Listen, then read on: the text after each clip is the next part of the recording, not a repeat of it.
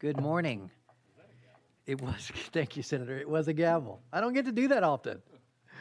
Good morning and welcome to the Thursday morning, May the 30th TACIR Commission meeting. We have board panels this morning, and I understand that all the panelists are here for our rolling stock panel. The information can be found under tab 8, and Miss Presley Powers, I will let you begin, and we will invite the panel after your opening remarks. Good morning, members. At the Commission's January 2024 meeting, Mayor Ryle requested the Commission study challenges with availability and timelines for delivery of large government vehicles, also called rolling stock, like ambulances, fire trucks, and other emergency vehicles. Commission members also noted issues with the purchase of school buses and mandated bus replacement schedules. The Commission approved this study and added it to their work program. We will have a draft for your review at our winter 2025 meeting, and the final report will be available for your review at our spring 2025 meeting. Today, the Commission will hear from the following panelists who are knowledgeable about challenges related to the purchase and delivery of rolling stock. We'll have sitting on the far side, Bob Williams, the Assistant Commissioner, Vehicle and Asset Manager, Tennessee Department of General Services. Michael Neely, Category Specialist, Central Procurement Office, Tennessee Department of General Services. Donnie Baer, Director of Dixon County Emergency Medical Services. Steve Empfinger, the Administrative Service Manager, General Services Department of Metropolitan Government of Nashville and Davidson County. And Alex Spann, the Student Transportation Manager, Office of School Safety and Transportation, Tennessee Department of Education. Thank you, and we look forward to hearing their remarks. Thank you.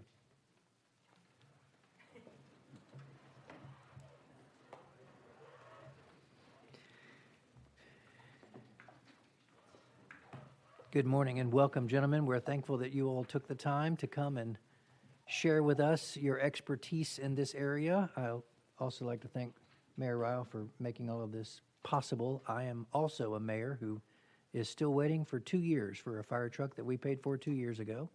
And so I'm very excited to hear this panel today. Thank you. I believe we'll begin with Mr. Williams. Thank you, Chairman. Bob Williams, Assistant Commissioner of Vehicle and Asset Management. And just to explain my role, I oversee the state's rolling stock that's not part of TDOT. TDOT has their own equipment group, but every other piece of equipment is under my team's oversight. I guess I was thinking as I was looking at the diverse background here that if you don't mind, I might just say kind of how we got here and where we're at. It just all relates back to COVID. You know, we had a shutdown of the economy for several months and just a shutdown of a lot of manufacturing. And then right after that, we flooded the market with a lot of money because we had the federal government money. We had a lot of money that went to individuals. So on the light duty sector, people started buying assets with that money. So we superheated the demand, and then we had a gap in production. Well, when you shock the system like that, we would like to think that it could just pick right back up, but we're still dealing with it. And I believe that is the nutshell, just summary of why we are where we are. Several sectors. In my role, I deal with everything. So anything from a trailer to a tractor trailer to a fire truck.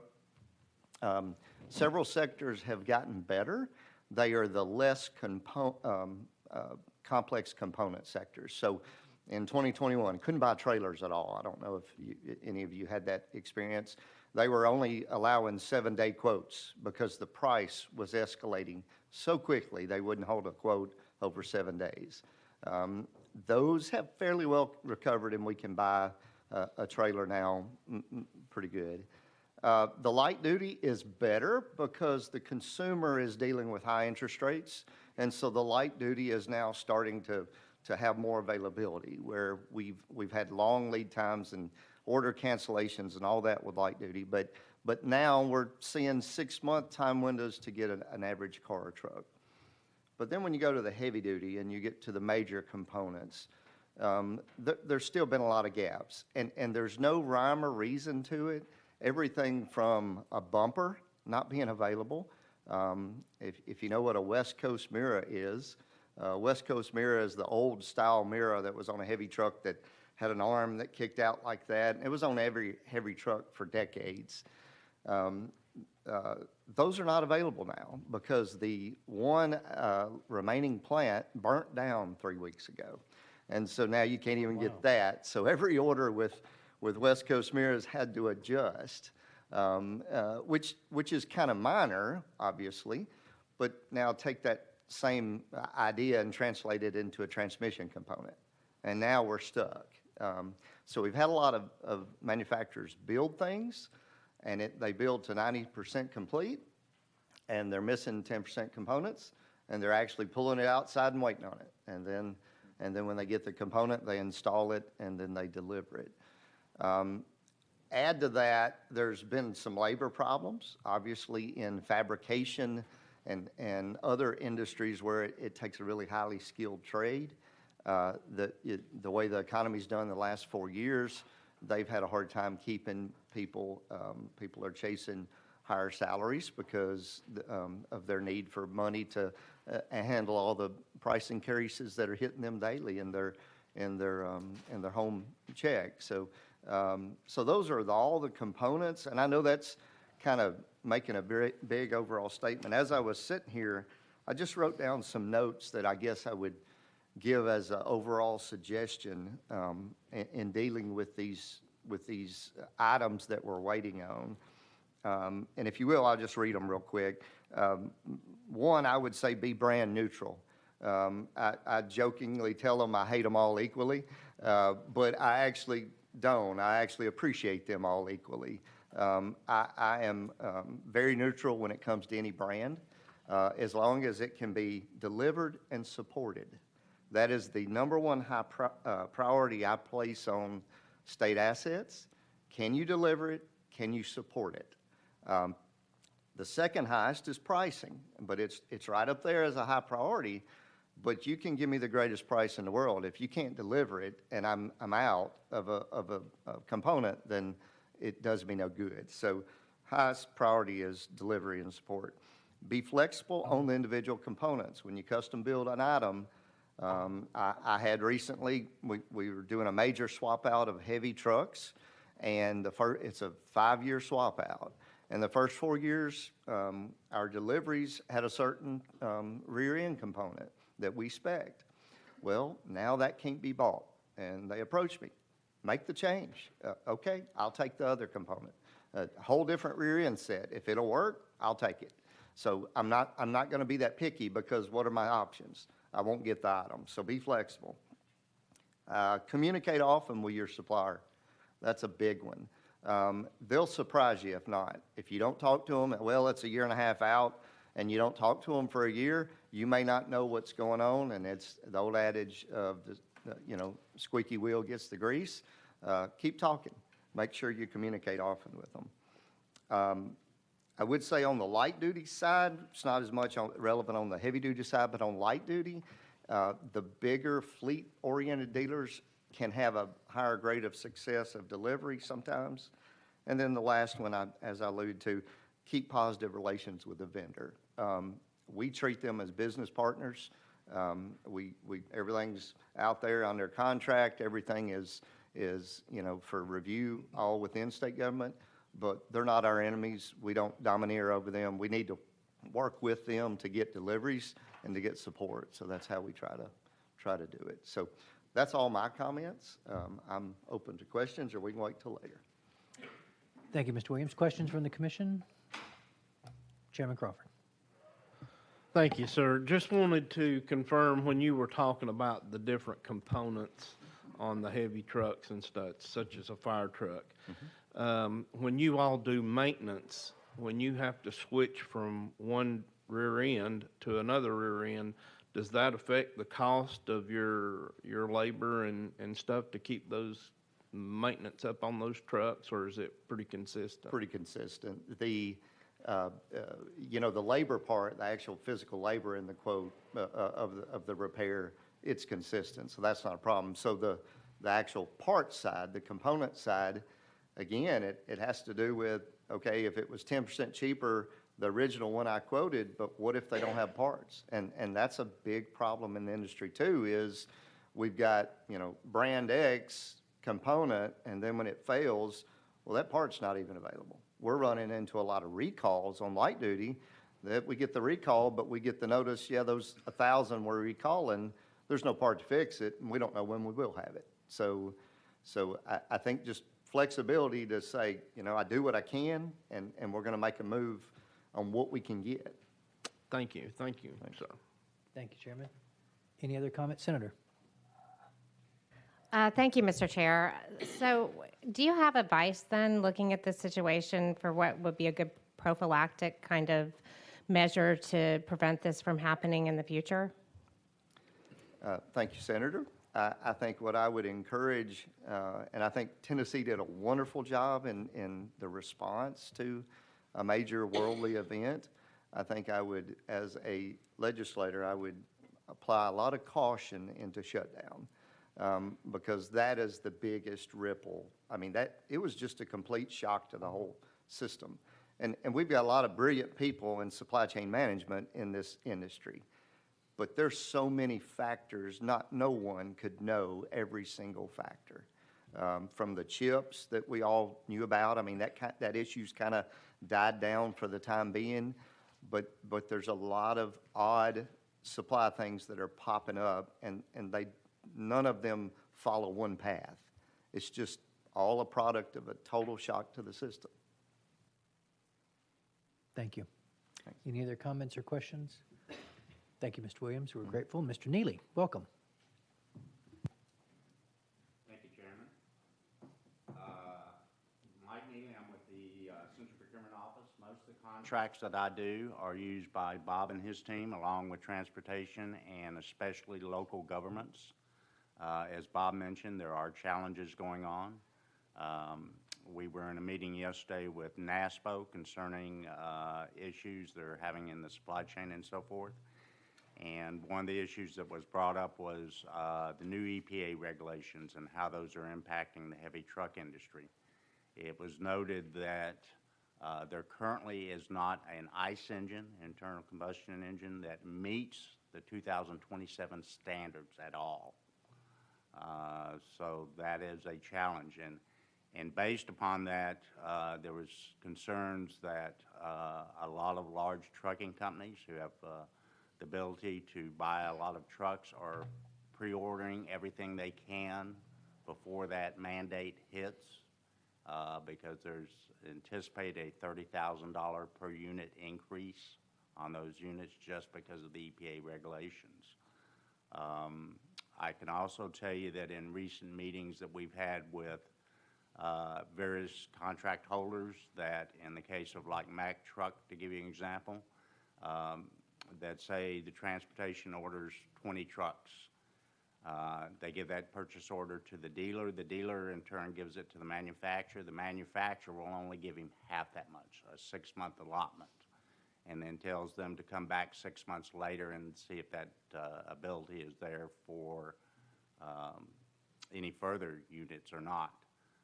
In the case of Mack Truck, 94% of what they produce has already got a customer's name on it. So they only leave 6% available for the open market.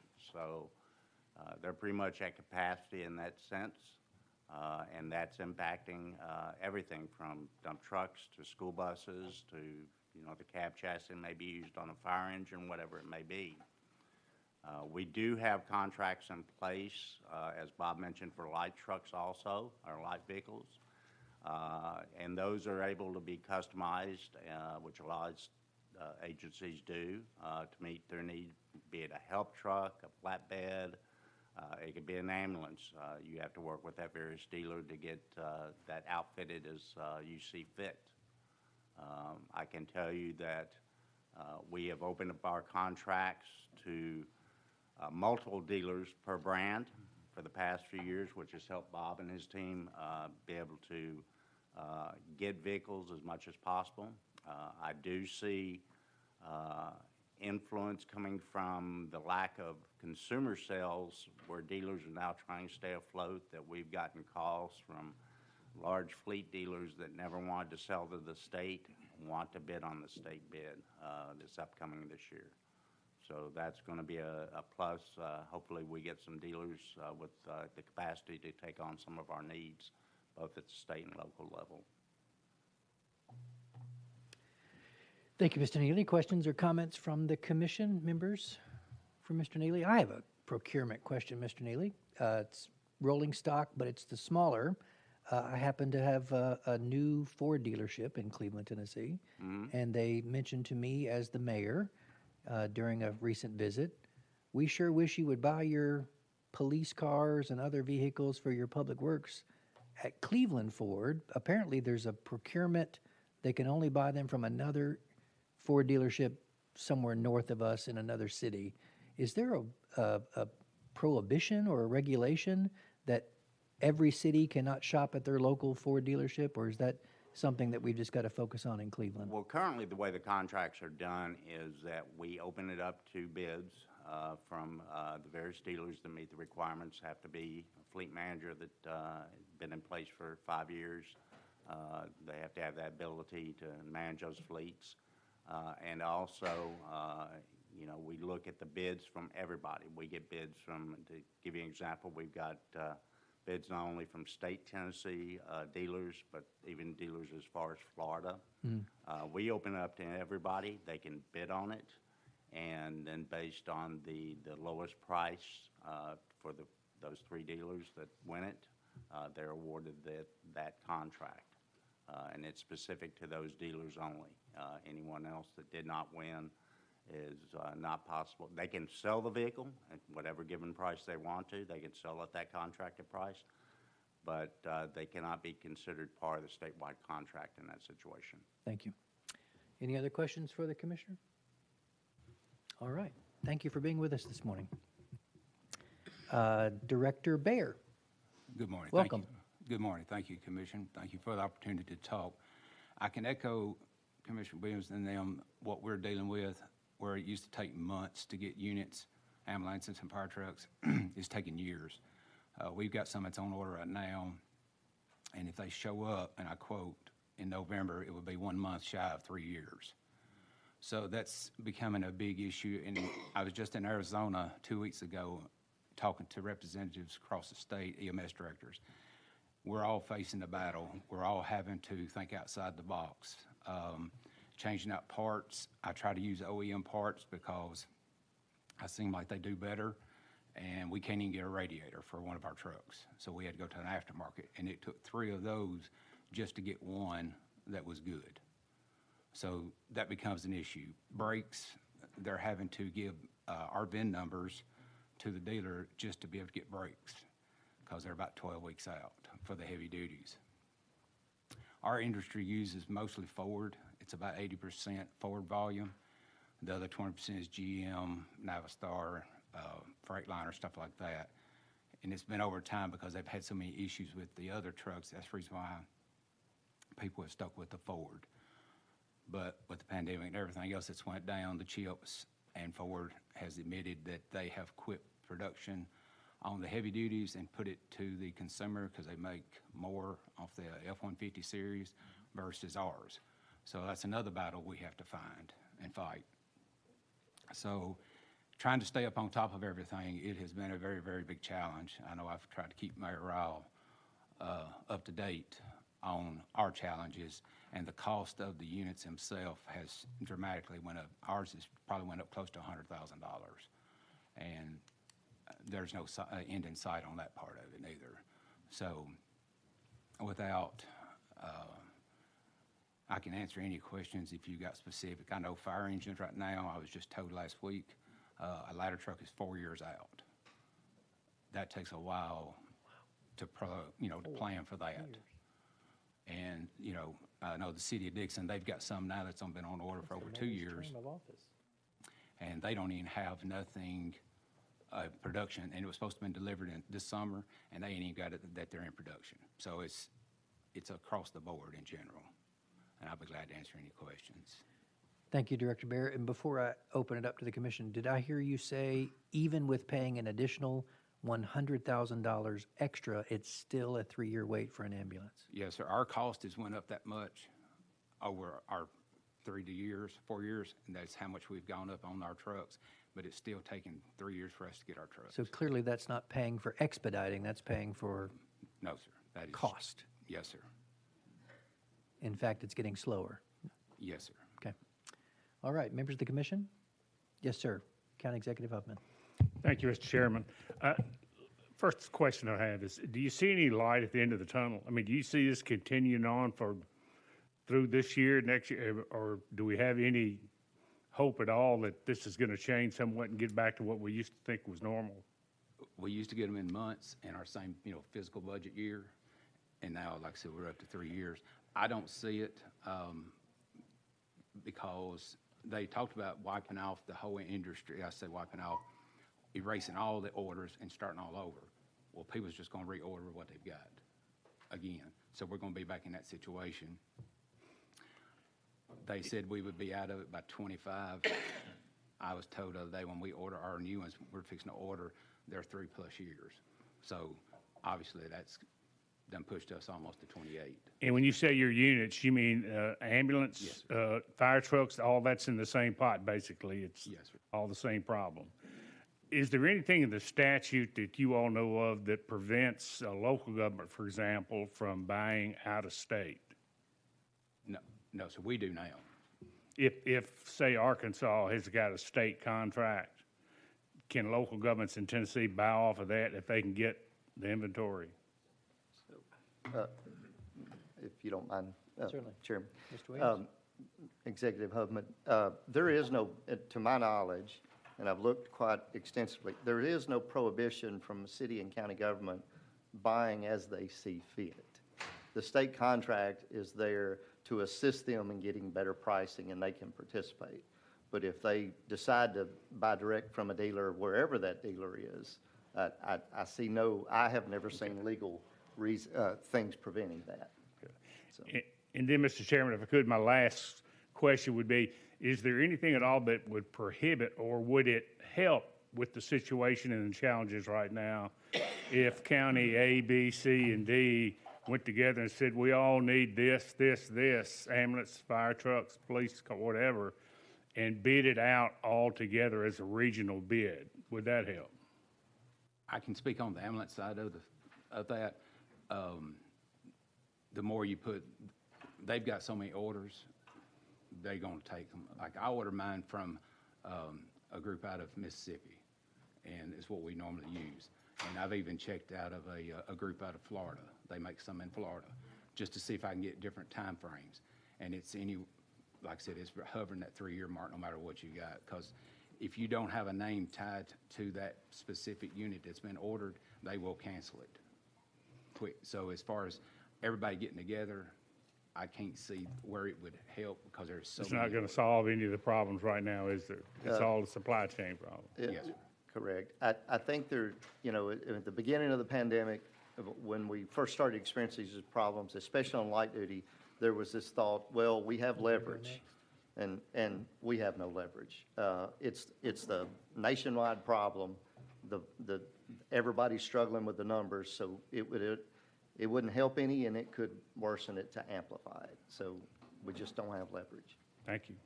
And speaking of that, on GM, for example, back during the pandemic, they cut their production on light-duty pickups from 200,000 for government fleets down to 5,000. So it's like they want to get out of that business altogether, so that has put further strain on everyone else. All right, Mayor Frank and then Mayor Anderson. Thank you, Mr. Chairman. Mr. Williams, to your point about COVID, we were asking those questions when we first got off the ground with this discussion. And I was asking our EMS director, his thoughts on that. What he's being advised kind of backs up what Director Bayer is saying. This is really becoming the new normal, though, because people are getting out of the business. So we get some of our ambulances from Canada, actually, and then some from Ohio. But just as an example, my director said, so I was asking for confirmation on that. He said, right now, we're being told by multiple manufacturers, type 3 or 3 years out, type 2 or 1 to 2 years out. But there are less van cutaway chassis designs. So Dodge doesn't build them. Chevy is getting out of the business. And to Director Baer's point, Ford still does, but some rumors that they will stop in the next 5 to 7 years. So these are, critical pieces of equipment for a response to our community. So I'm wondering, we're talking about these issues, but is there a way from a government standpoint, we look at things like incentivizing broadband because it's critical infrastructure. We have grant programs for water and sewer because it's critical infrastructure. Is there a way to come up with some way to incentivize the production of manufacturing, even here in the state of Tennessee? Do we want to become a center of excellence for, emergency equipment? And I'm not one to say, command control and it's the government's business to be doing all of that. But when we have a clear problem and I don't see just a simple market correction for this, if people are getting out of the business, if it's more profitable for them to do just the consumer, is there something that's out there? I'm just throwing that out there. Well, thank you for the question. I guess what I'll tell you as a 26-year fleet manager, and I'm just going to give you my opinion, how I've watched this industry. Light duty is starting to come back, being more, they're going to, as Mike referred to, they're going to be more open for fleet this fall. That is truly my opinion. On light duty, we had industry price increases were at 25% for the last 4 years. However, government always got an incentive. So we, by the 25%, that was the MSRP. Government got a discount off the MSRP. Well, they took that away from us. So our true cost increase in the last 4 years is 40% on light duty, a crazy number. On heavy duty and more odd and end stuff, it's even worse than that. But the light duty is coming back because of consumers drawing back and not buying. So I expect to see incentives reintroduced this fall. That's what I'm going to guess. They're going to open up to more options of production. The heavy duty, that's a tougher one. I mean, when you've got 3-4 years out of production that's sold out, and then now we've got the big curve that we're going to get thrown, the 2027 standards in the EPA. I printed that out last week. It's 3.5 pages of papers and reads like a federal document that's written by 20 lawyers. It's really tough to follow. That's going to hit in 2027, and a lot of these manufacturers are betting on 2026 for their orders. So I'm going to say in another year, y'all, we are sold out through 27, period. And then in 27, that number of the cost there jumps. So what's going to happen? I don't know.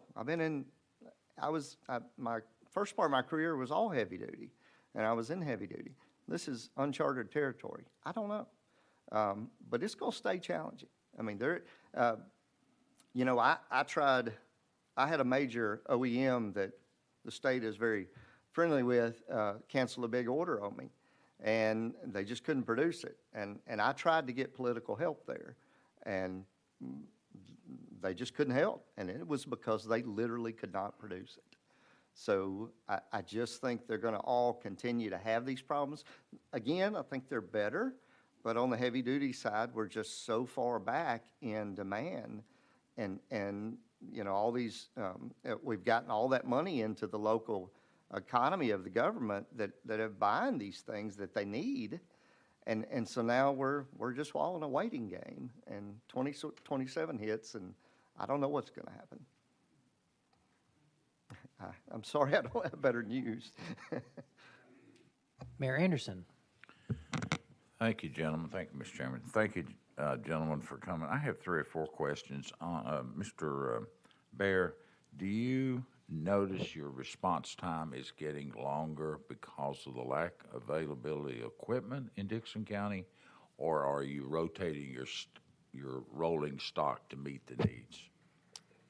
We try to rotate our stock. We don't, the response time is not there as far as the equipment is concerned.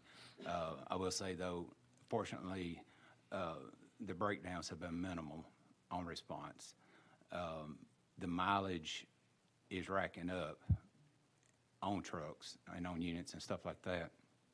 I do know that the last report that we saw, that in the state, we had trucks that's over 600,000 miles on them running to calls.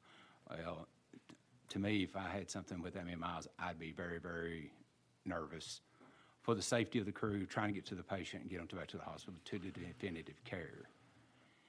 Mr. Chairman, if you don't mind, so your response time is not increasing, it's staying stable, and what is that number you're looking at? 8 minutes, 6 minutes for your response time? Since we're so rural, mine's pretty much all over the board. I'd say mine's 6 to 10 minutes until I get to the northern part of my county. Then it escalates because it's just rural. So, do you think in the area of fire, I realize you're medical, but do you think in the area of fire with equipment not being able to be replenished, do you think this will affect ISO ratings? Yes, sir, because they are regulated on their years of service, the engines and stuff like that.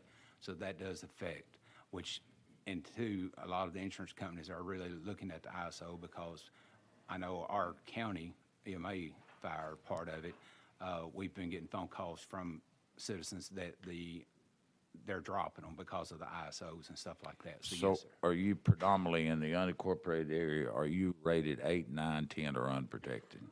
All the above. All of the above. Yes, sir. So all of those rural residents are getting ready to see the consequences. Yes, sir. And Mr. Chairman, if you don't mind, going back to the procurement, we have purchased 12 ambulances under the ARPA program. If those orders are canceled and their deadline is not met by December 2026, I think that's right. One of you may know that. That order is canceled or it can't be met. What happens to that money? Do we have to roll it back to the feds? I'll speak up. I don't think we're equipped to answer that because we don't buy ambulances. Okay. State doesn't buy ambulances. I'm sorry. I'm not familiar with the program. So, thank you. And so to you two gentlemen in the procurement business, currently the comptroller has changed the law about leasing versus owning. The state probably owns most of their equipment. In my fleet, I've got about 2,300 leased out of 6,400 rolling stock on-road assets. So a third of yours is leased. Yes, sir. It's a purely financial decision for me. Whatever's the best for the agency and cost is what I do. I tell the agency they can't determine funding model. I do, because I am charged with the budget of fleet. So I do what's best in the state's interest as far as cost.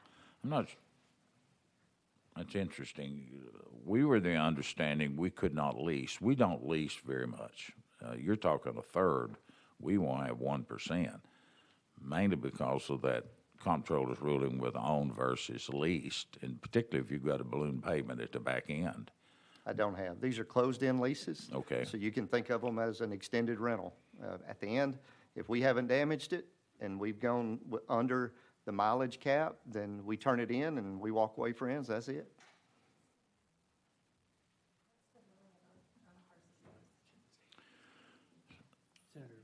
Oh, Mayor Anderson, Senator has a question about the terms.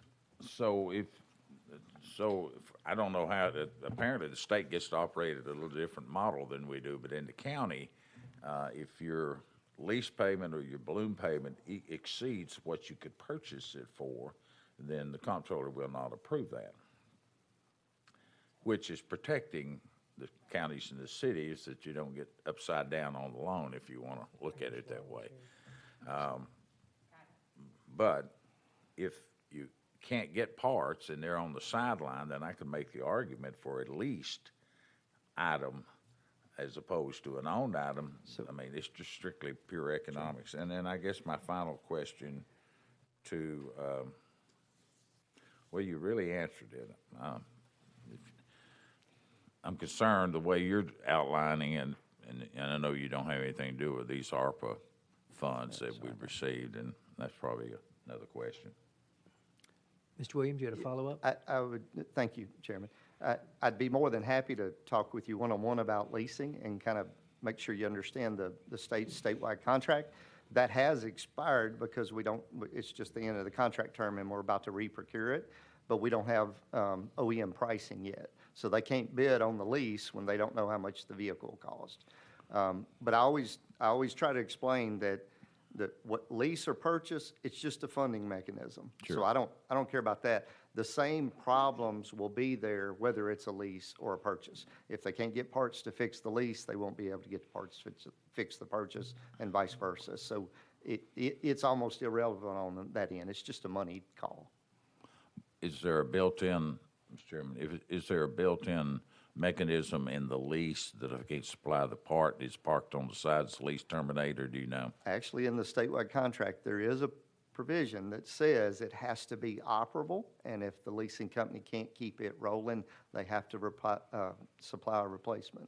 So we're pretty flexible on that, obviously, but there is a provision in the lease. Thank you, Mayor. Interesting discussion, Mr. Williams. It would appear that Mayor Anderson has brought up a great point of, in your world, you say it does not matter if it is owned or leased, but in our world, it seems that the comptroller does think it matters. So, interesting. Going forward, Mr. Emfinger from right here in Davidson County. Welcome. My name's Steve Emfinger, and as you mentioned, I'm with Metro Nashville, Davidson County. I think the prior panelists really hit kind of the top concerns. I know here we procure vans, salt trucks, ambulance, fire trucks, dump trucks, refuge. So we have all the large vehicles. One of the big concerns, I think the snowball effect that's happening is what you mentioned prior with COVID, is that there was really a lack of all parts. So getting new stopped, and then we had to maintain the existing. So now we're kind of robbing Peter to pay Paul. Some of the that we're decommissioning vehicles, we're stripping them, everything we can, and even getting those parts. So we see it here within Metro, but as you mentioned, the state sees it, and the United States sees it. And so everyone is in that same, trying to, I want to say, puff their chest out. We're big, come to us first, across the country. And so waiting for what took 12 to 18 months is taking 2 to 3 years. And that 2 to 3 years, if we know anything that we deal with on a day-to-day, your table will be ready in 20 minutes, and 45 minutes later they call you to your table. It's the same thing. We should have it in about 3 years. 3 years comes, we don't have them yet. And it's just the snowball. So we're still trying to maintain and limp on the vehicles we have. On top of that, every vendor that we work with, even within our own shop, it's getting and keeping mechanics, and really that know that field, or having, I say, the upcoming workforce saying, I want to be a mechanic. And so there's just a lot of things, and we're dealing with multiple vendors. I mean, I actually just got transferred to a vendor team within Metro, managing that team, and the list that we have of vendors, and trying to constantly go out and beg, please become a vendor with the county department. Thank you. Questions from the commission. Senator. Thank you, Mr. Chair. So this is obviously going to be a different answer depending on the truck or the function. I mean, like, I think I'm assuming that a fire truck would be much more complicated than a salt truck, right? But where do all these trucks that we're phasing out go? Can we not upcycle or recycle? Is there not a way to modify some of these vehicles so that we can actually continue to use them? Yeah, we often do that here as currently. Some of them come in that are in vehicle accidents. Some of the large trucks, salt trucks, they're rusted, they're gone. You can't use parts. So we are kind of pulling from them, trying to reuse them. Can we keep it even if it's past the date, the mileage? So we're trying to maintain them as the vehicle goes, but it's even getting some of those parts that we've had. We'll have trucks that will come in that have maybe 5 issues. We'll bring them to a vendor. Vendor says, I have 2 of the parts. They'll bring it in, put the 2 parts on, go back out, knowing there's 6 more components that aren't working on that vehicle. Not safety items, but something that has to be resolved. They'll bring it back through. We've got 2 more of them. They go back out. Some of these tickets are open for 6 months just to get the initial repairs working. Yes, Mr. Senator. Chair, thank you. And so is there a secondhand market out there in the universe for some of these things? I'm sure there are. I don't have, I don't know that we look in secondhand markets, but I know that anything we've in the past that we've surplused, they're purchased up and sent out of the country usually. But when they leave us, they're done. Thank you. Any other comments or questions for Mr. Emfinger? Thank you for being Thank here. you. And we will hear from Mr. Alex Spann. Good morning, and thank you all for having us this morning, allowing us to speak. From the school bus industry, my role here versus all of my fellow panel members is that the Department of Education does not buy school buses. All purchases of school buses are left up to the district or the charter, and in some cases, the individual contractors. Tennessee has a mixture thereof of district-owned buses as well as contracts. Some are individual owner-operator contracts, and some are large corporation contracts, and that's a decision left up to the local entities. Just like everybody else, this is a national issue.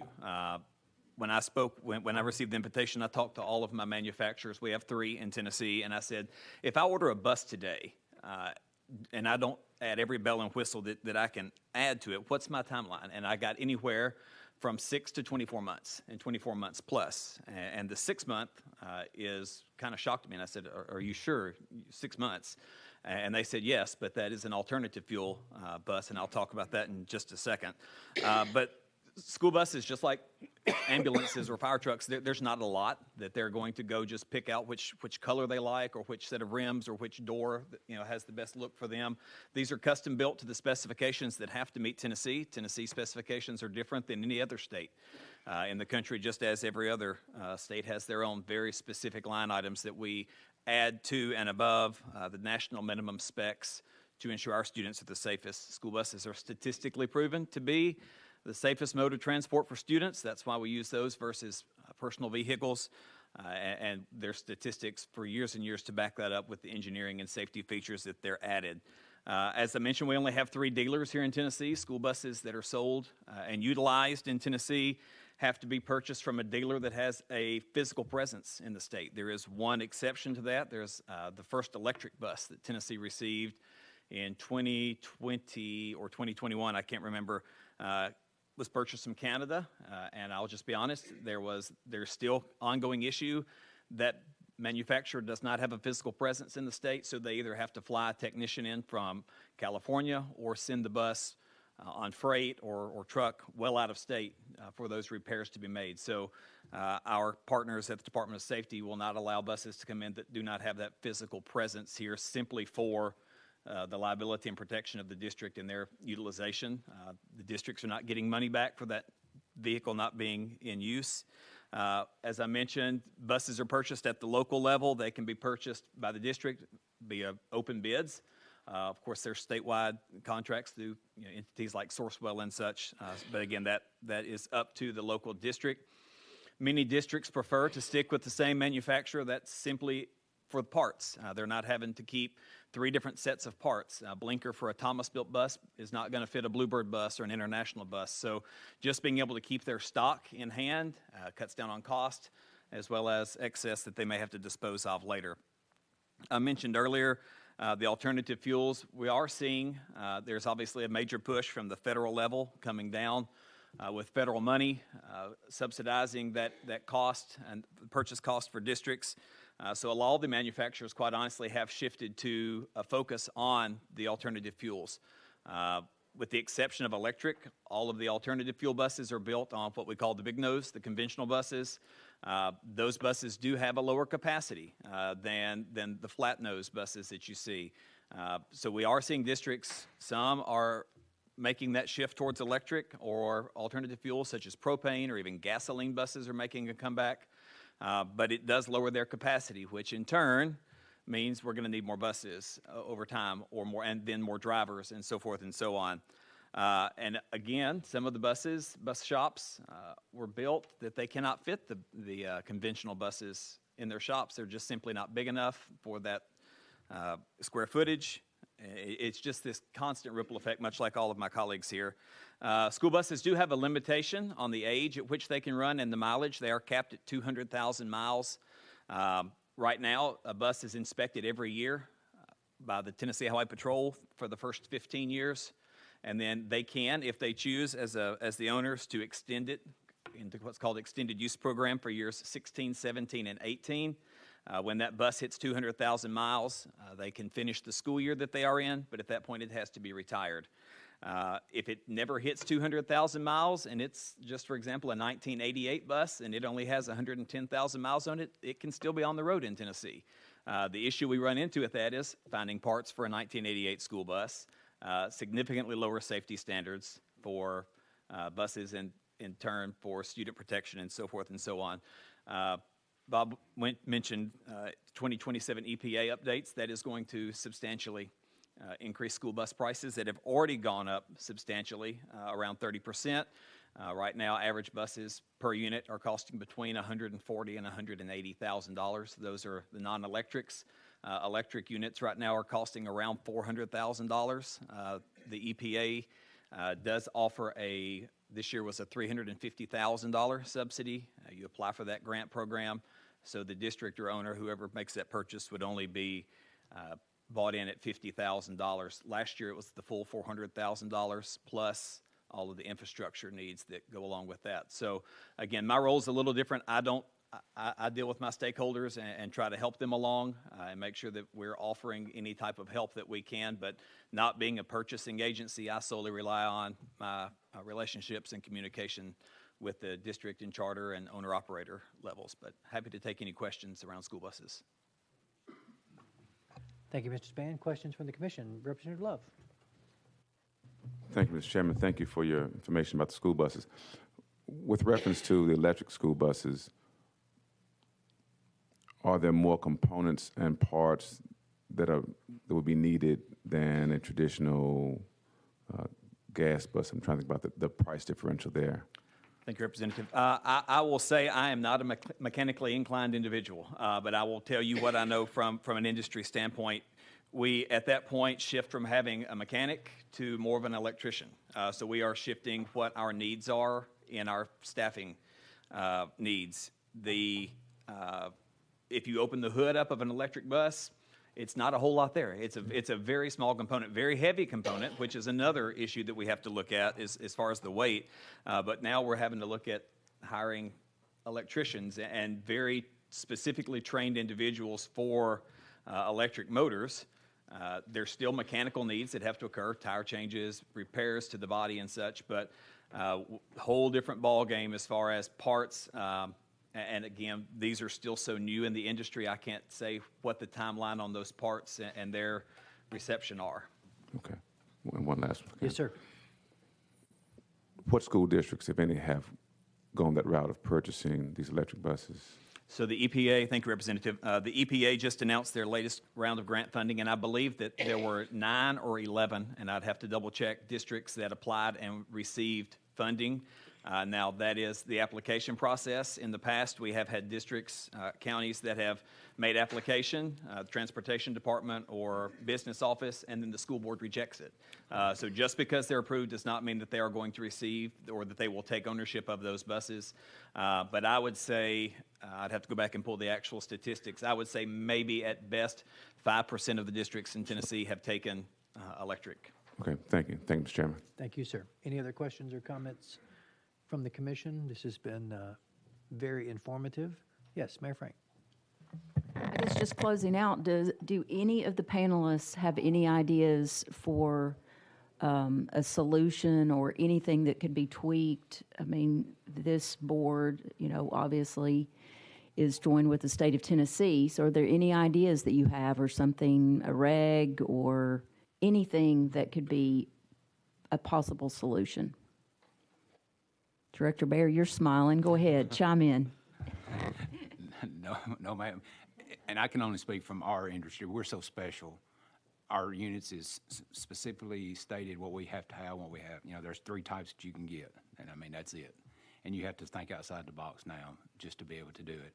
We get ours from Canada too. And I've checked other manufacturers, and it don't matter where it's at, it's all in the same wheelhouse. So, yeah, I mean, I think our hands is tied. I mean, unfortunately, we're at the grace of the auto manufacturers.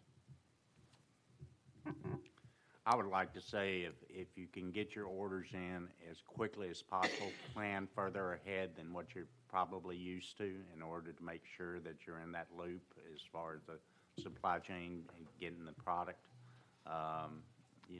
The days of waiting until, I need a vehicle in 2 months just aren't there anymore.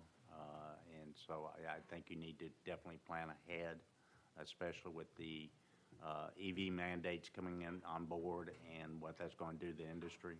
I know, as he mentioned, school bus cost. We were recently on a call with a vendor, and a Class 8 truck that's electric is about $500,000 versus $125,000 for a diesel truck. So those are going to push budgets quite a bit also. And I will say, from the school bus industry standpoint, one of the things that any of us really could not prepare for is, I'm going to use Humphreys County and the flood back in 2021 as an example. Humphreys County lost every school bus that was on their lot in that flood. Nobody could have prepared for that. There was nothing that they could have done to offset that. Luckily, Clarksville, Montgomery County had an ample supply of buses that they were able to loan them. But if your entire fleet is wiped out by Mother Nature, we're looking at, what do we do for that school system? They were having to, beg and borrow, and this industry, just like all of these folks here, are willing to help to the extent that they can without jeopardizing their own operations. But I still think of Humphreys County, and they bought, I think it was 17 buses were on the lot. Well, they bought 17 brand new buses with part of their federal money. 17 years, they're going to have 17 buses in one lick to replace.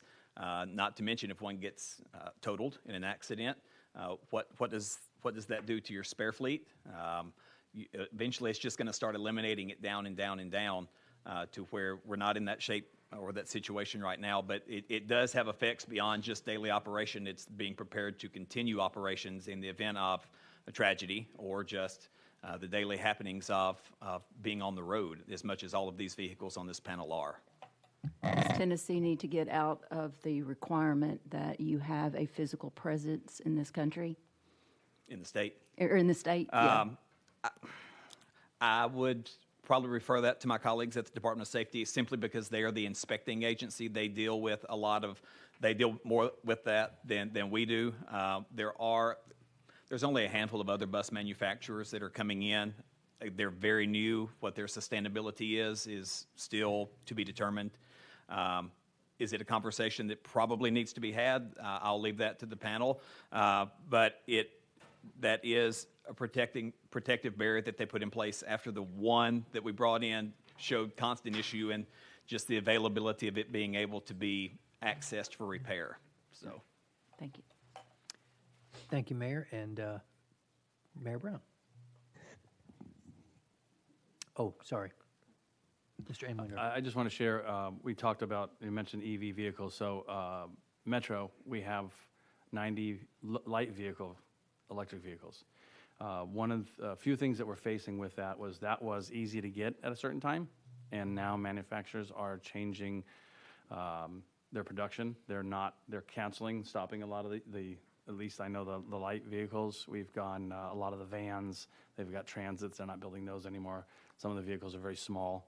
Departments can't use them. They transfer, some of the departments we have transfer meals. They deliver meals. They have food in it. They have to have heating or cooling elements, which definitely pull from the vehicle. The other is real estate.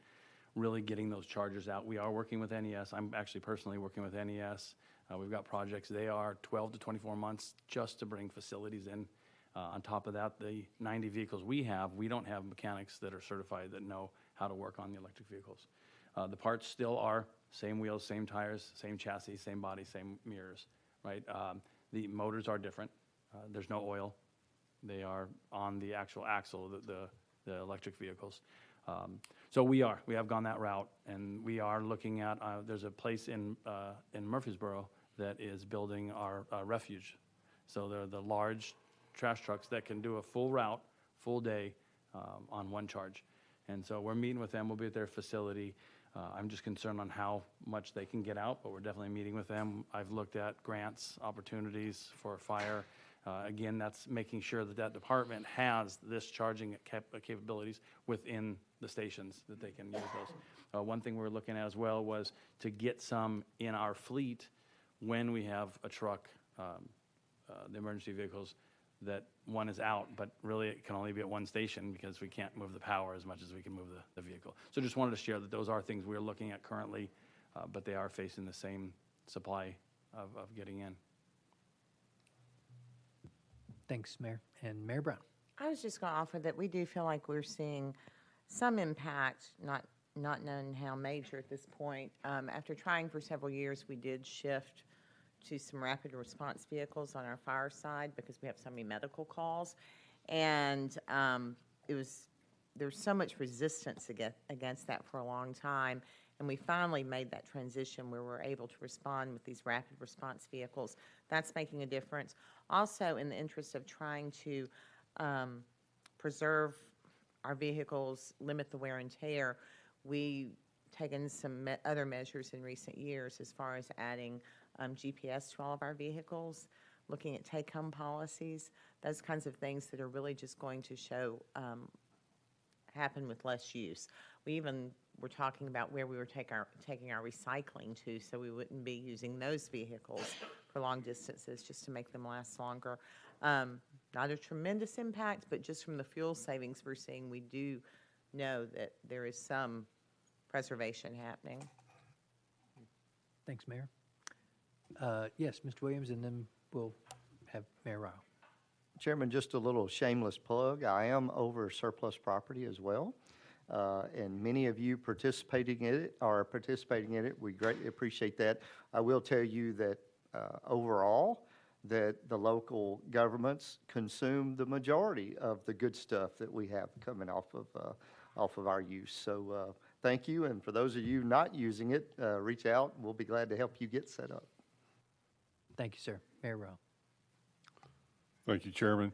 Appreciate the panel and y'all being here. I didn't realize there's so many experts from Dixon County on this. I knew there was one, but there's a few other Dixon counties on this board, and thank you. And I appreciate the board taking this up because it's very interesting, and obviously it's a really big issue for us. As Director Baer stated, we thought we were clever back in December of 21 by ordering an ambulance outside of budget. We amended our budget up to purchase that ambulance. Our goal was to have an ambulance purchased before the July budget's done. We're going to get ahead of everyone, but it still is taking 3 years, and that ambulance is about to be sent to us. As mayors and all of us that are involved in government, when you get that phone call at night and there's been an accident, obviously your first concerns with the crew and what happens with them. But when the light of day shows up the next day, it's like, okay, how do we replace that ambulance, or how do we replace that police car? And that's really a big issue on that. And so I know you're all dealing with that in certain ways, and we appreciate it. To further state on what happened in Dixon County, we purchased and ordered fire trucks for all 7 of our volunteer fire departments. It was a 2-year process to get those, but those trucks were on the lot for us to pick up, and our EMA director went to Nashville. We were offered $40,000 a truck to leave those on the lot and start the process over. So that was certainly the canary in the mine shaft, that there's a problem out there, that these trucks, they were going to pay us $40,000, so Lord knows what they were going to make on top of that to sell them to the next needy person. But it's a tough deal. One of the questions I'd have, and I don't know if there's an answer here, and it shows my lack of knowledge about the EPA standard coming in 2027. With this being a nationwide problem, is there any chance of any relief from the federal government to move that down the road till we can get our legs back under us? Well, nobody wants to bite this one off. Well, there is an election coming up this year, but I really don't know if that'll affect it or not. You know, even the discussion of EVs, what I've tried to explain to our state agencies and all is, okay, so there's new standards coming. And yes, I do believe the industry's going that way. There's no doubt about it. I mean, there's major investments by all the OEMs. But, you know, politics is reflective of industry as well. So regardless of who is the office holder, I just don't know. I mean, we'll see what happens over the next few years. But when the whole industry's going that way, it might get slowed down depending on political situations. But I don't know that it'll get stopped. We'll see. Thank you, Chairman. Thank you, Mayor, and thank you, members of the panel. We are very grateful for your time and expertise this morning, and thanks for coming down and educating us, and wish you had better news for us. But thank you. We're grateful. We will now transition, unless there's any other questions from the commission. I don't see any. We will transition to tab 9, and we will have welcome to the commission Senate Bill 2487 and House Bill 2616, school-based services and TennCare reimbursement. This panel is under the expert guidance of Dr. Matt Owen, who is going to be leading with some opening comments, and then we'll hear from the panel.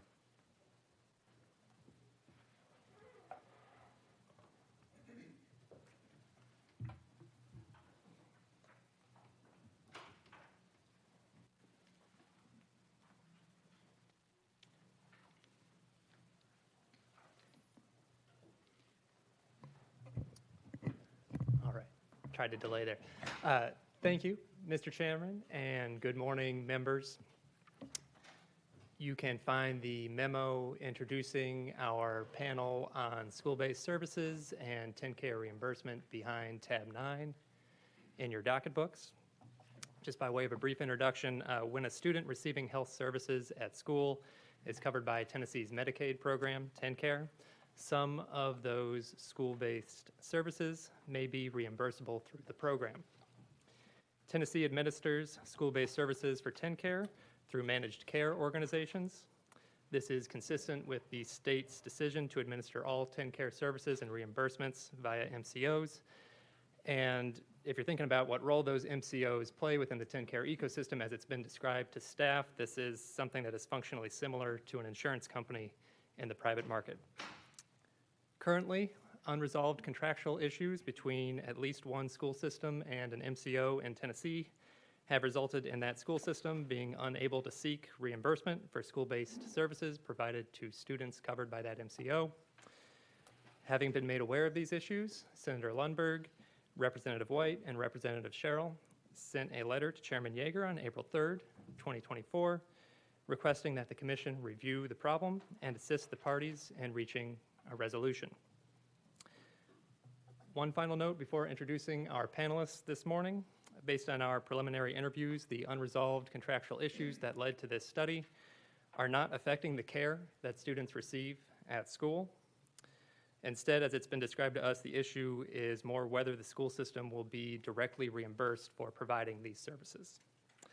To discuss this in more detail with you, we have 3 panelists with us today. We have Gary Dupler, Deputy Law Director with Knox County, Lori Paisley, Assistant Commissioner for Coordinated School Health with the Tennessee Department of Education, and Drew Staniewski, Deputy Director with TennCare.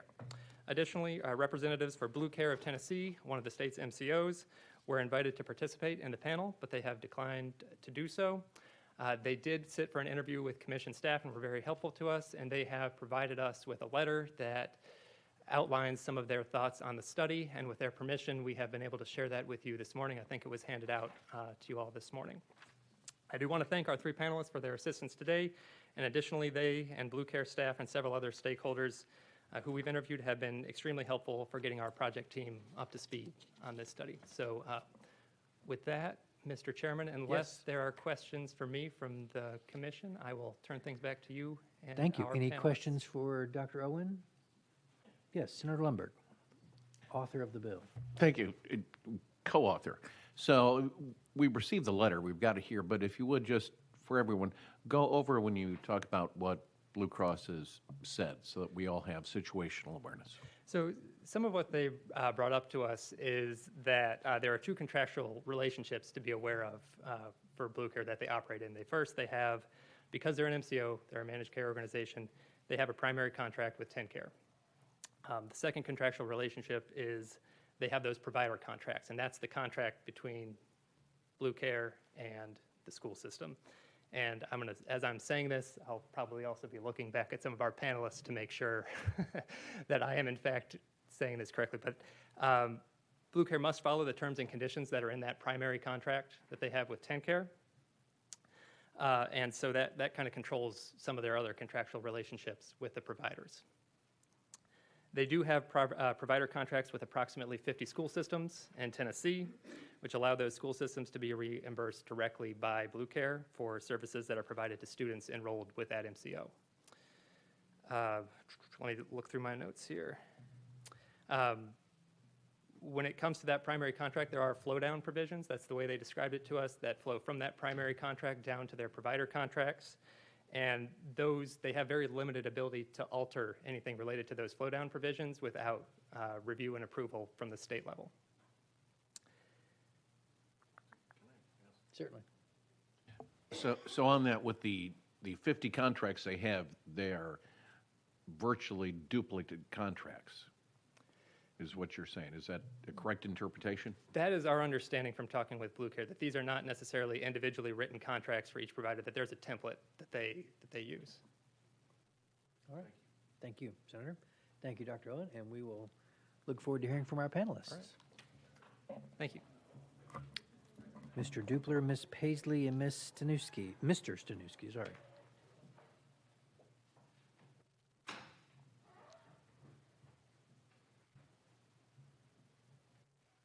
And members of the commission, the letter from Blue Care is in your packet.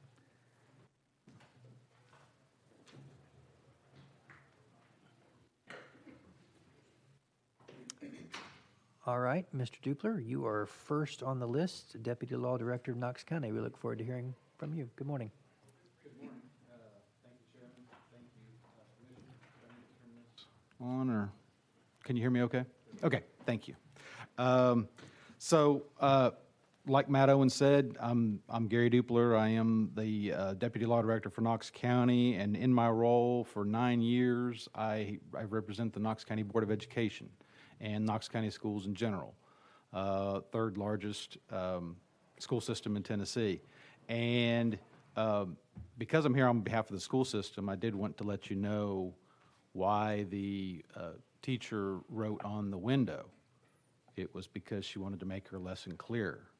But, you know, and hopefully I can be clear today as well. And I do appreciate Senator Lundberg for bringing this to the commission. I was asked to just share our experience with trying to get a professional agreement with Blue Care, and to a lesser extent, United Healthcare. Because what's happened is, for the past 10 to 15 years, Knox County Schools has had what I would term a hybrid system. We have on staff mental health professionals, licensed clinical social workers. We also have on staff occupational therapists, speech therapists, and physical therapists.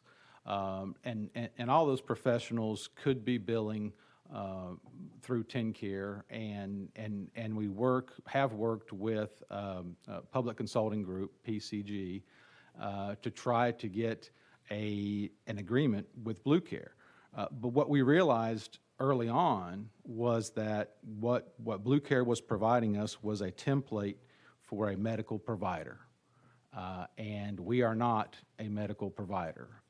We are a public school system that does provide some care to our students, provide some services to our students to enable them to, further their education. I mean, and that's really all we've asked for these 10 to 15 years is, hey, can we have an agreement that reflects our status as a public school system instead of a medical provider?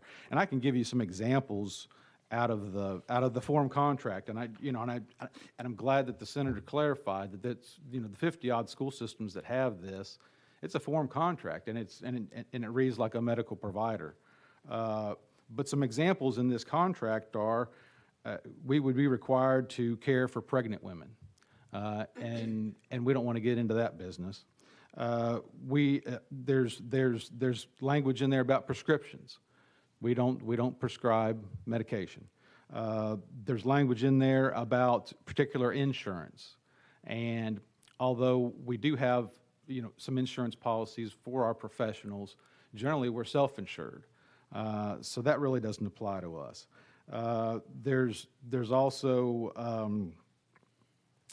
provisions in here talking about providing services to members, and the way we interpreted that was, well, so if an adult member of Blue Care came to one of our elementary schools, would we have to serve that individual? Well, we don't want to do that, right? And then yet another example was Blue Care wanted to have directories, right? I mean, they have directories of service providers. Used to be written, most of it's online now. And we said, again, hey, we don't want to be listed. We don't want our schools listed as a potential service provider.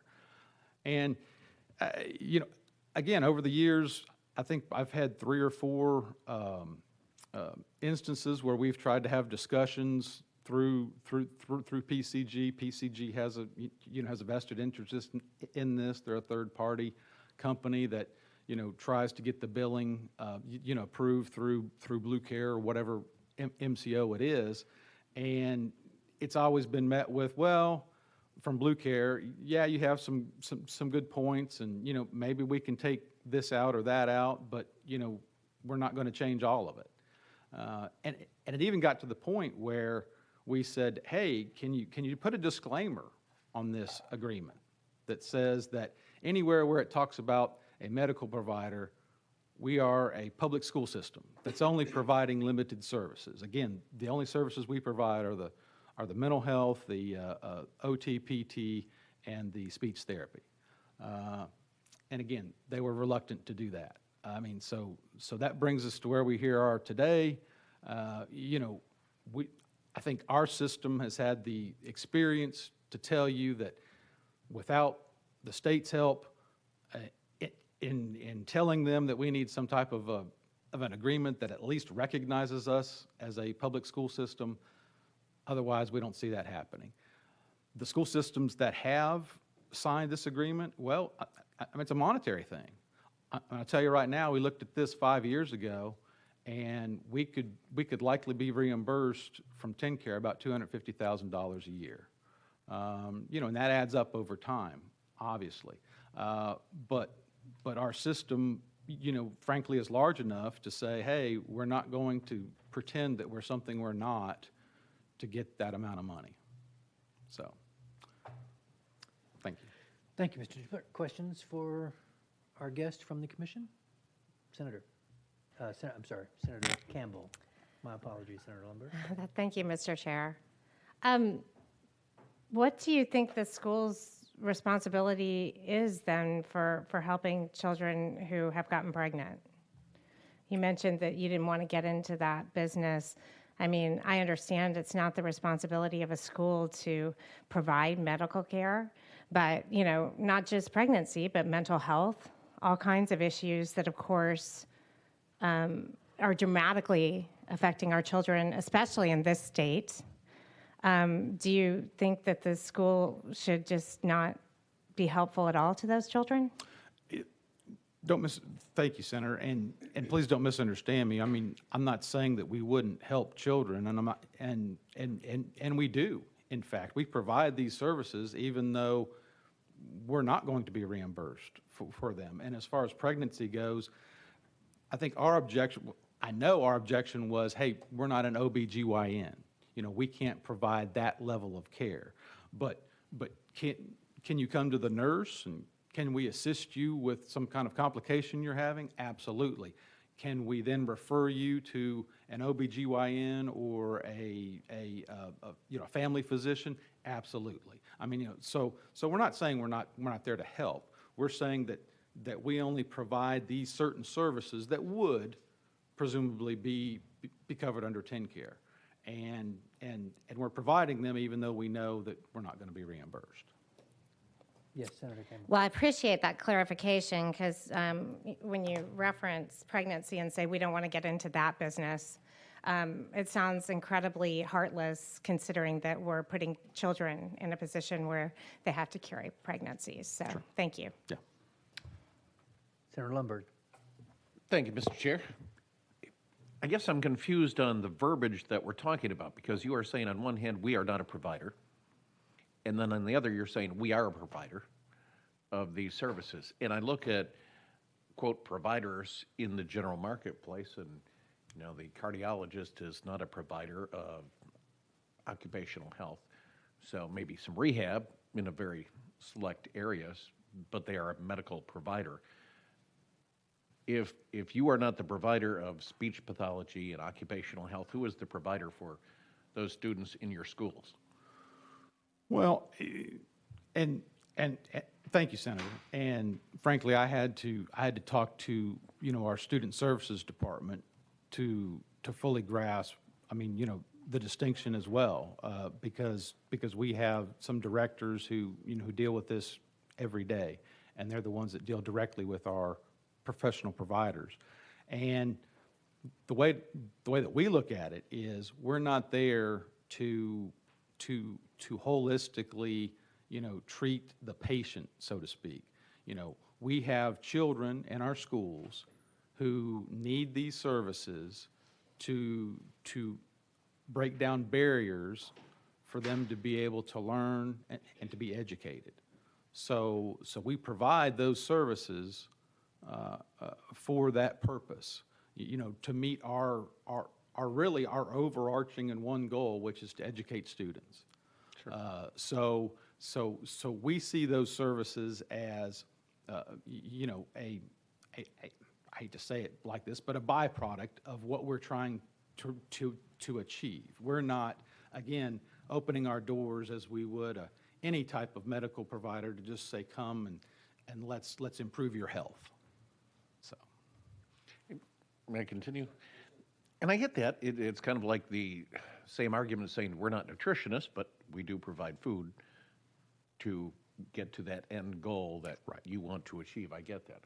Okay, so according to your testimony, you could have been reimbursed at least $250,000 a year for the last 5 years. I take it you don't need it. Oh, I wouldn't say that, Senator. I mean, you know, I mean, we could certainly use it, but we felt like that we weren't going to misrepresent ourselves to claim that money. One last. What is, you are the anomaly here of 50 systems, and there's one. What is so different? Why would you not?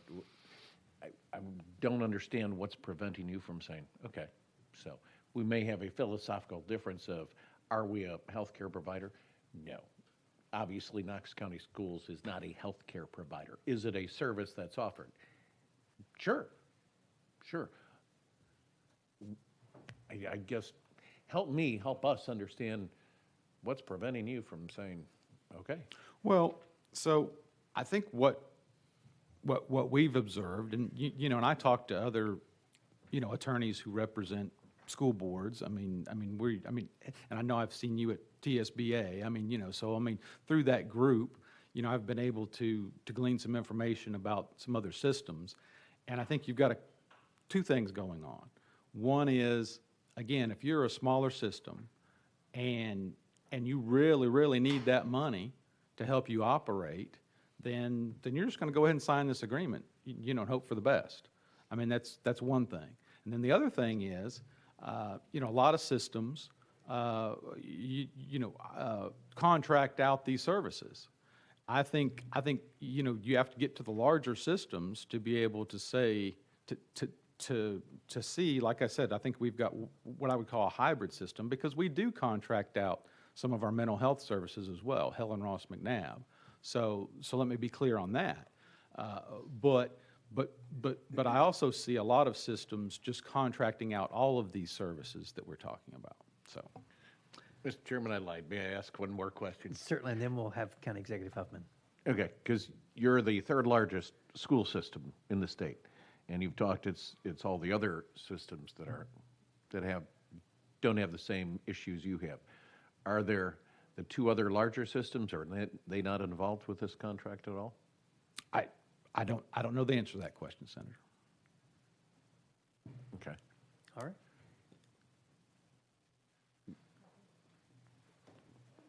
I'm Dr. Owen. inquiring on. So we have not been able to interview all of the four largest school systems, but we have also spoken with staff from Metro Nashville Public Schools. They told us that they were in conversations with the attorney who represents them. They had similar concerns about one of their contracts with one of the MCOs. They, however, are still at the present moment being reimbursed for their services. Okay. Thank you. All right, County Executive Huffman. Thank you, Mr. Chairman.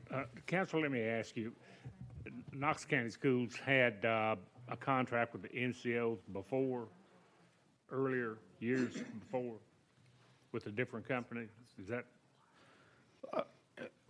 I'm trying to get to, if you had a contract with an MCO that was different, or in other words, when you were contracting with an MCO, what's the difference between that contract and this contract now? That's causing so much heartburn.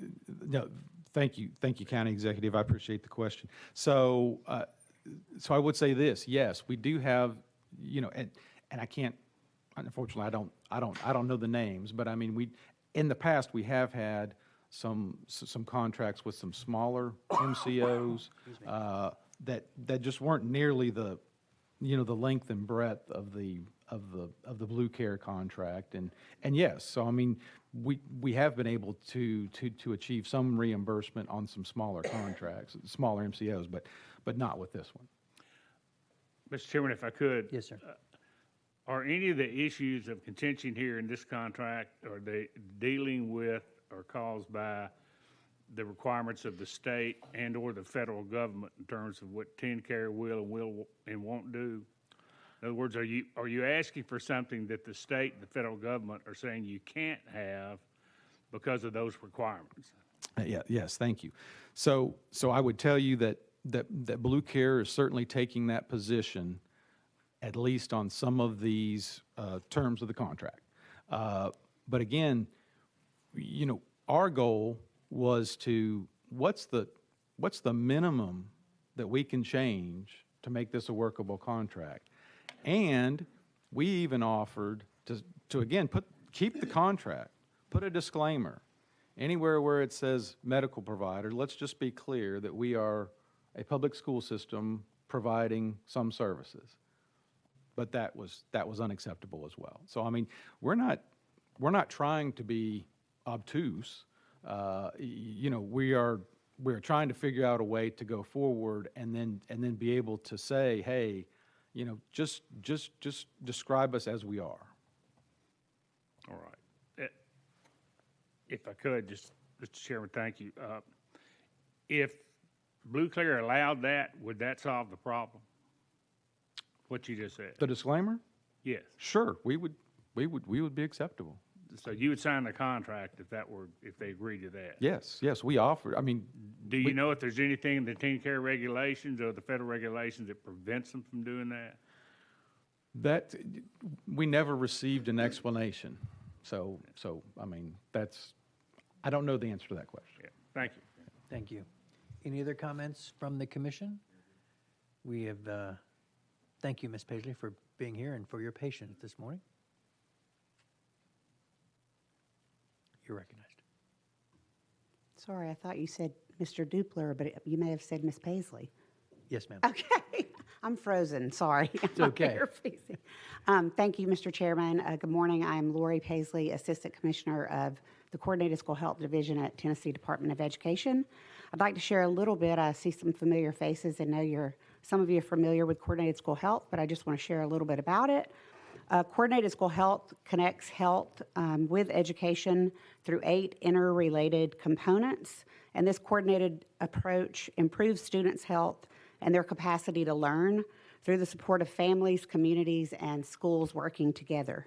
The 8 components are health education, nutrition, physical education and physical activity, healthy school environment, school counseling, psychological and social services, student, family, and community involvement, staff wellness, and health services. Health services are provided and or supervised by school nurses to appraise, protect, and promote the health of students through assessment, planning, coordination of services, and direct care for all students, including those with special health care needs. Health services are designed and coordinated with community health care professionals to ensure early intervention, access, and referral to primary health care services, foster appropriate use of primary health care services, prevent and control communicable diseases and other health issues, provide emergency care for student illness or injury, provide daily and continuous services for students with special health care needs, promote and provide optimum sanitary conditions for a safe school facility and school environment, and provide educational opportunities for promoting and maintaining overall health. As far as the benefits that we have seen for school-based services, Medicaid reimbursement for school-based services is a funding source where schools can reinvest the money they receive back into school health services, which could enable them to fund additional health providers. This staffing increase could benefit all students, not only students enrolled in Medicaid. Over the past 8 years, we have shared more awareness of the benefits of contracting with the MCOs to seek Medicaid reimbursement to increase access to and to sustain funding for meeting our students' needs. As far as the common challenges that we have heard from school districts, the administrative burden is one that districts face in working with Medicaid, and many are interested in setting up billing infrastructure within their district to reduce their reliance on a billing vendor. The process to set in-house billing includes acquiring a national provider identifier, working with a licensed practitioner, and handling the billing and reimbursement, all of which are huge challenges for districts. As far as the current status of school districts billing for school nursing services, according to our 2022-23 school year annual health services survey, 14 school districts reported that they were billing for nursing services reimbursement. We anticipate the number being higher this year, as many of those districts and more have a goal in their coordinated school health action plan for this upcoming school year, and some have had that this school year and were successful at meeting their goal. One district is currently billing for nursing reimbursement internally without a billing vendor, but this is a smaller district, roughly around 2,100 students. And they've reported that this does take a lot of time and effort, and they reported that they could see this being more difficult for a larger district to do without a vendor. This smaller district has been able to do it from start to finish with getting the MCO contract completed and then moving forward. One thing I wanted to share with you today is I have represented the Department of Education in our state's participation in the Healthy Students Promising Futures Learning Collaborative, which is a national learning collaborative, and we've been a part of that since its start in 2016. We were one of 8 states to join the collaborative from its inception, and it supports states in leveraging Medicaid funding to meet the health needs of students. The collaborative provides technical assistance, peer-to-peer learning opportunities, and biannual meetings, which feature national policy experts and federal agency staff to support this work. Since the start of the Learning Collaborative back in 2016, I've worked very closely with our sister state agency, TennCare, here with me at the table, and we have established and maintained a strong relationship with them ever since. Their close collaboration with the MCOs and our department and our school districts has facilitated a lot of progress. I work very closely with Sean Smith, Director of Managed Care Oversight at TennCare. He's sitting over my left shoulder, and he has done a lot of work that has been truly valuable in helping us and helping our school districts move forward. And some of those examples are the work in the TennCare Billing Manual, the TennCare School-Based Nursing Services Guidelines, and the MCO's annual Stakeholders in Education Engagement Plan, all of which he sends over to us to review and provide feedback on before finalizing. We have worked with TennCare to provide technical assistance, training, and professional development for our school districts, which included inviting TennCare and the MCOs to our annual Coordinated School Health Institute and regional meetings that we provide for coordinated school health staff and our school nursing district supervisors across the state. I'm happy to answer any questions. Thank you for allowing me to speak on this today. Thank you, Ms. Paisley. We're thankful that you're here with us, and Mayor Frank will begin. Thank you, Ms. Paisley. So help me understand a little bit about CMS. So I understand across the nation, different states have different plans for the reimbursement models for their school systems. So you're talking specifically about nursing. So is that the state of Tennessee plan for how, I mean, is that just the model for how we are able to seek reimbursement, and it's for all students? Nursing for all students, is that? Students that are covered by Medicaid, Okay. but there are districts that may be getting reimbursement outside of just nursing services. I believe my fellow panelists talked about occupational therapy, speech therapy. We support all school nurses across the state, and they do report to us annually. So we tend to ask a little more questions about nursing services. I am a huge advocate of school nurses, and a lot of people think that we have one in every school, and we absolutely do not. And so I focus a lot more on school nursing services.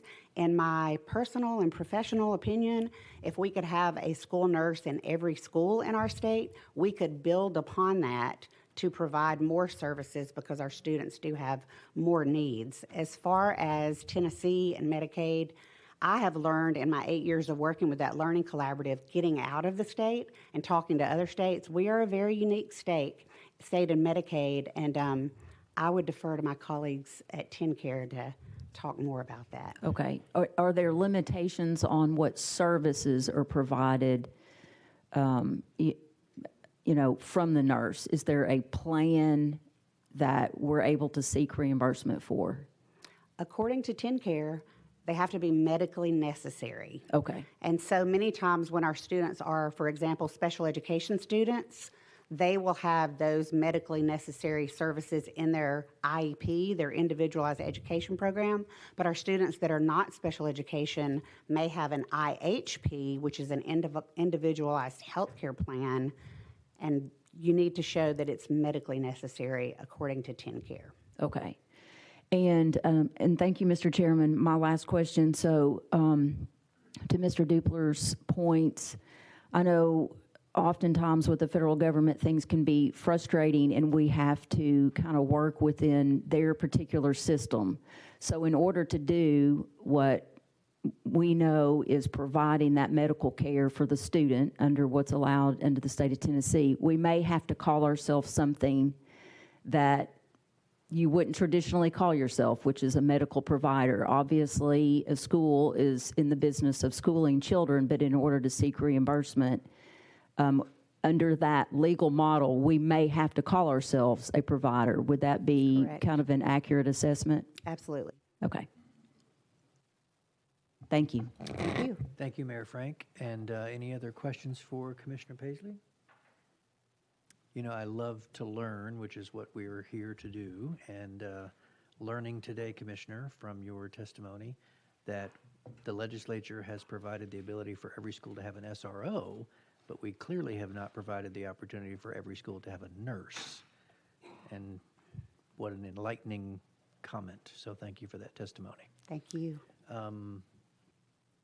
Without further ado, we will hear from Deputy Director of TennCare, Drew Stanewski. Did I say that right, Drew? Staniewski. Very sorry. Yeah, it's okay. I'm from East Tennessee. Not Eastern Hi, Drew. Europe, obviously. Thank you all so much for the opportunity to be here. I'm the Deputy Director at TennCare. I have with me as well Sean Smith, who Lori already introduced. He's the Director of Managed Care Oversight at TennCare. He works a lot with providers, and he is specifically dedicated to LEAs and school-based services, does amazing work. And as we get into questions, I may rely on him if that's okay, just because he knows the details of this way better than I do. I rely on everyone up here. As we should. And so the goal of my opening statement is kind of give you all a quick status update on where TennCare and the MCOs are kind of generally with LEAs and school-based services and participation. And I'll talk a little bit about contracting as well, and I can address a little bit of the TennCare perspective on Knox County's issues. I'll start with some statistics. So as of today, we have 63 school districts that are contracted with at least one MCO. 50 of those school districts are contracted with at least two, and we have 3 MCOs total today in the state. And they all operate statewide. So there's an opportunity potentially to contract with all of them if you're a school district. In terms of spend on school-based services, so we've had really significant increases in the last 4 years. In calendar year 2020, our overall spend on school-based services was $15.6 million. Calendar year 2023, we are just shy of $40 million. So we've had a really significant increase in what we've been able to do to get more services paid that are being delivered in schools. And I would say that increase is really consistent. It's been about $7-8 million each year. So I think it's encouraging to show that we're on the right path in terms of expanding what we're able to cover in the school systems. In terms of what we require of the MCOs today, so the first and foremost thing I would say is we have essentially an any willing LEA requirement. So managed care organizations, generally speaking, they have the ability to manage their networks. They don't necessarily have to contract with any provider that wants to, as long as they can meet network adequacy. For LEAs, we've essentially done away with that. And so if you're an LEA who wants to contract with an MCO, the expectation is that the MCO is going to make an attempt to contract with them. And it's done so at the MCO's standard fee schedule, so there's no price negotiation. So you're eliminating really a lot of the negotiation component that a lot of other providers would face in a managed care environment. We require that they provide medically necessary covered services that are in certain plans. The IEP is the main plan, which Lori mentioned. It's the Individualized Education Plan. That has a different set of federal requirements to it than all other Medicaid services, and we have more of an obligation to be involved and try to pay for those services than, say, nursing or behavioral health or other things. And the IEP is really about special education services. So if you're thinking about it from TennCare context, we would say occupational therapy, speech therapy, physical therapy, audiology. So if you're thinking about IEP, that has its own kind of tier in the law in terms of what we're obligated to do, and that's what we're been primarily focused on, I would say, historically. That's changed in recent years. We're now working on covering more of the IHP services, nursing services in particular. That's really expanding. We're also working on expanding covering behavioral health services in the schools. So we are working to get to a place where we are covering more categories of services. And I think that's really taking off. I know Lori said 14 schools. I think we've seen that a lot more schools are signing on for the nursing services reimbursement. And then lastly, we require coordination with Department of Education and LEAs and all the stakeholders. Lori mentioned the stakeholder and education engagement plan. That is a requirement in the contract that the MCOs provide to TennCare annually, and we share that with DOE, and we approve it annually, and it really outlines each year what they're doing to engage with everybody in the space and trying to encourage participation. And then finally, on the contract side, what we require of the MCOs, specific to schools, we have a timely filing exception for LEAs. So most providers are bound by 120 days for timely filing of claims. LEAs have a full year. So we've essentially tripled that to give them as much time as possible because we recognize, right, they aren't your traditional medical provider with the same medical provider infrastructure. Just to talk a little bit about options for LEAs. So it isn't necessarily the case that you have to be directly contracted with the MCO. That is option one. You could be directly contracted. Your individual providers that are working in the school then work up under that contract. It's been mentioned PCG. PCG is one of many vendors that contract with school districts in the state. So you have an option to contract through a vendor. They could be a billing vendor. They could also potentially provide the individual providers to come into the schools to provide the services. That's another option. A third option for some schools that don't really have a lot of Medicaid members in their population is just to arrange with local providers to come in and provide services. An example that is fresh in my mind because it's come up in another context is one school district has a local FQHC, which is a local PCP that comes in and does group behavioral health services. So that local provider does all the contracting with the MCO. They just come in and provide the services and go, and the LEA is not really necessarily involved in that. So there are several ways that you see arrangements happen, and schools have options in how they choose to participate. And then finally, talking about improvements on the TennCare side. So this has really been I think I've first talked to Lori probably back in 2017, and we've been working on various initiatives since then. So I'll just kind of run through a few of those highlights. One of the major ones is improving the IEP process. So as we mentioned, that's really the core plan and set of services that Medicaid is involved in the schools. We have removed the annual parental consent requirement. So that used to be an annual document that schools had to get parents to sign. Now that document can work as long as that child is in the school. So you don't have to do it every time. We've really worked to integrate all the forms, make them simple, provide them in more languages, make it as accessible for the schools to get the necessary paperwork on IEP filled out. We continue to engage with all the schools. I know Sean does a lot of work talking to associations, speaking engagements, trainings. So we continue to just try to give them as many resources as we possibly can that is specific to them. Lori mentioned the billing manual. We did create that. So there's a billing manual, sort of how do you navigate billing with the MCOs and getting paid. It's specific to LEAs, so it's a manual just for them. We have the nursing services guidelines that is specific to LEAs. So really, again, how do you navigate providing nursing services in Medicaid? A couple last things I'll mention. One, I think, is Public Chapter 695, which Chairman Lundberg was a sponsor of, that I think has been a huge success. One of the barriers that we had with IEPs a while ago was that they do have to be medically necessary services. And part of being medically necessary means you have to get those services ordered by a treating provider or someone with the ability to actually order the services. But most of the providers that are employed by the schools are nurses, OTs, STs, PTs, and they didn't have a clear authority to order services in the scope of practice in the state code. And so really the purpose of that bill was to carve out, and we used an example from Ohio to do this. We essentially gave them all ordering authority in that context. So an OT, ST, PT can actually order the services that are in the IEP, and that eliminates the need for the school district to, find a physician or find the PCP in the community to get those services ordered. So that makes things a lot easier. And I think we've seen that be really successful, and that was something that was funded in the governor's budget. It's been awesome, and huge thanks to Chairman Lundberg and Chairman White on that bill. The last thing I'll mention is something that's ongoing now, which is a pilot that we have going with Alcoa City Schools, which is really to dig in with both the school district and the MCO and understand the entire process from the school district perspective and really understand where the pain points are. So we're continuing to try to figure out ways that we need to be involved and help schools and MCOs make this work. I think so far it's been really positive and successful. The way it's working structurally is we're going through it with each MCO in turn, and Blue Care was actually the first MCO to go through this process with Alcoa. United is now going through it now. The third MCO is named WellPoint, so they'll go through it at the end.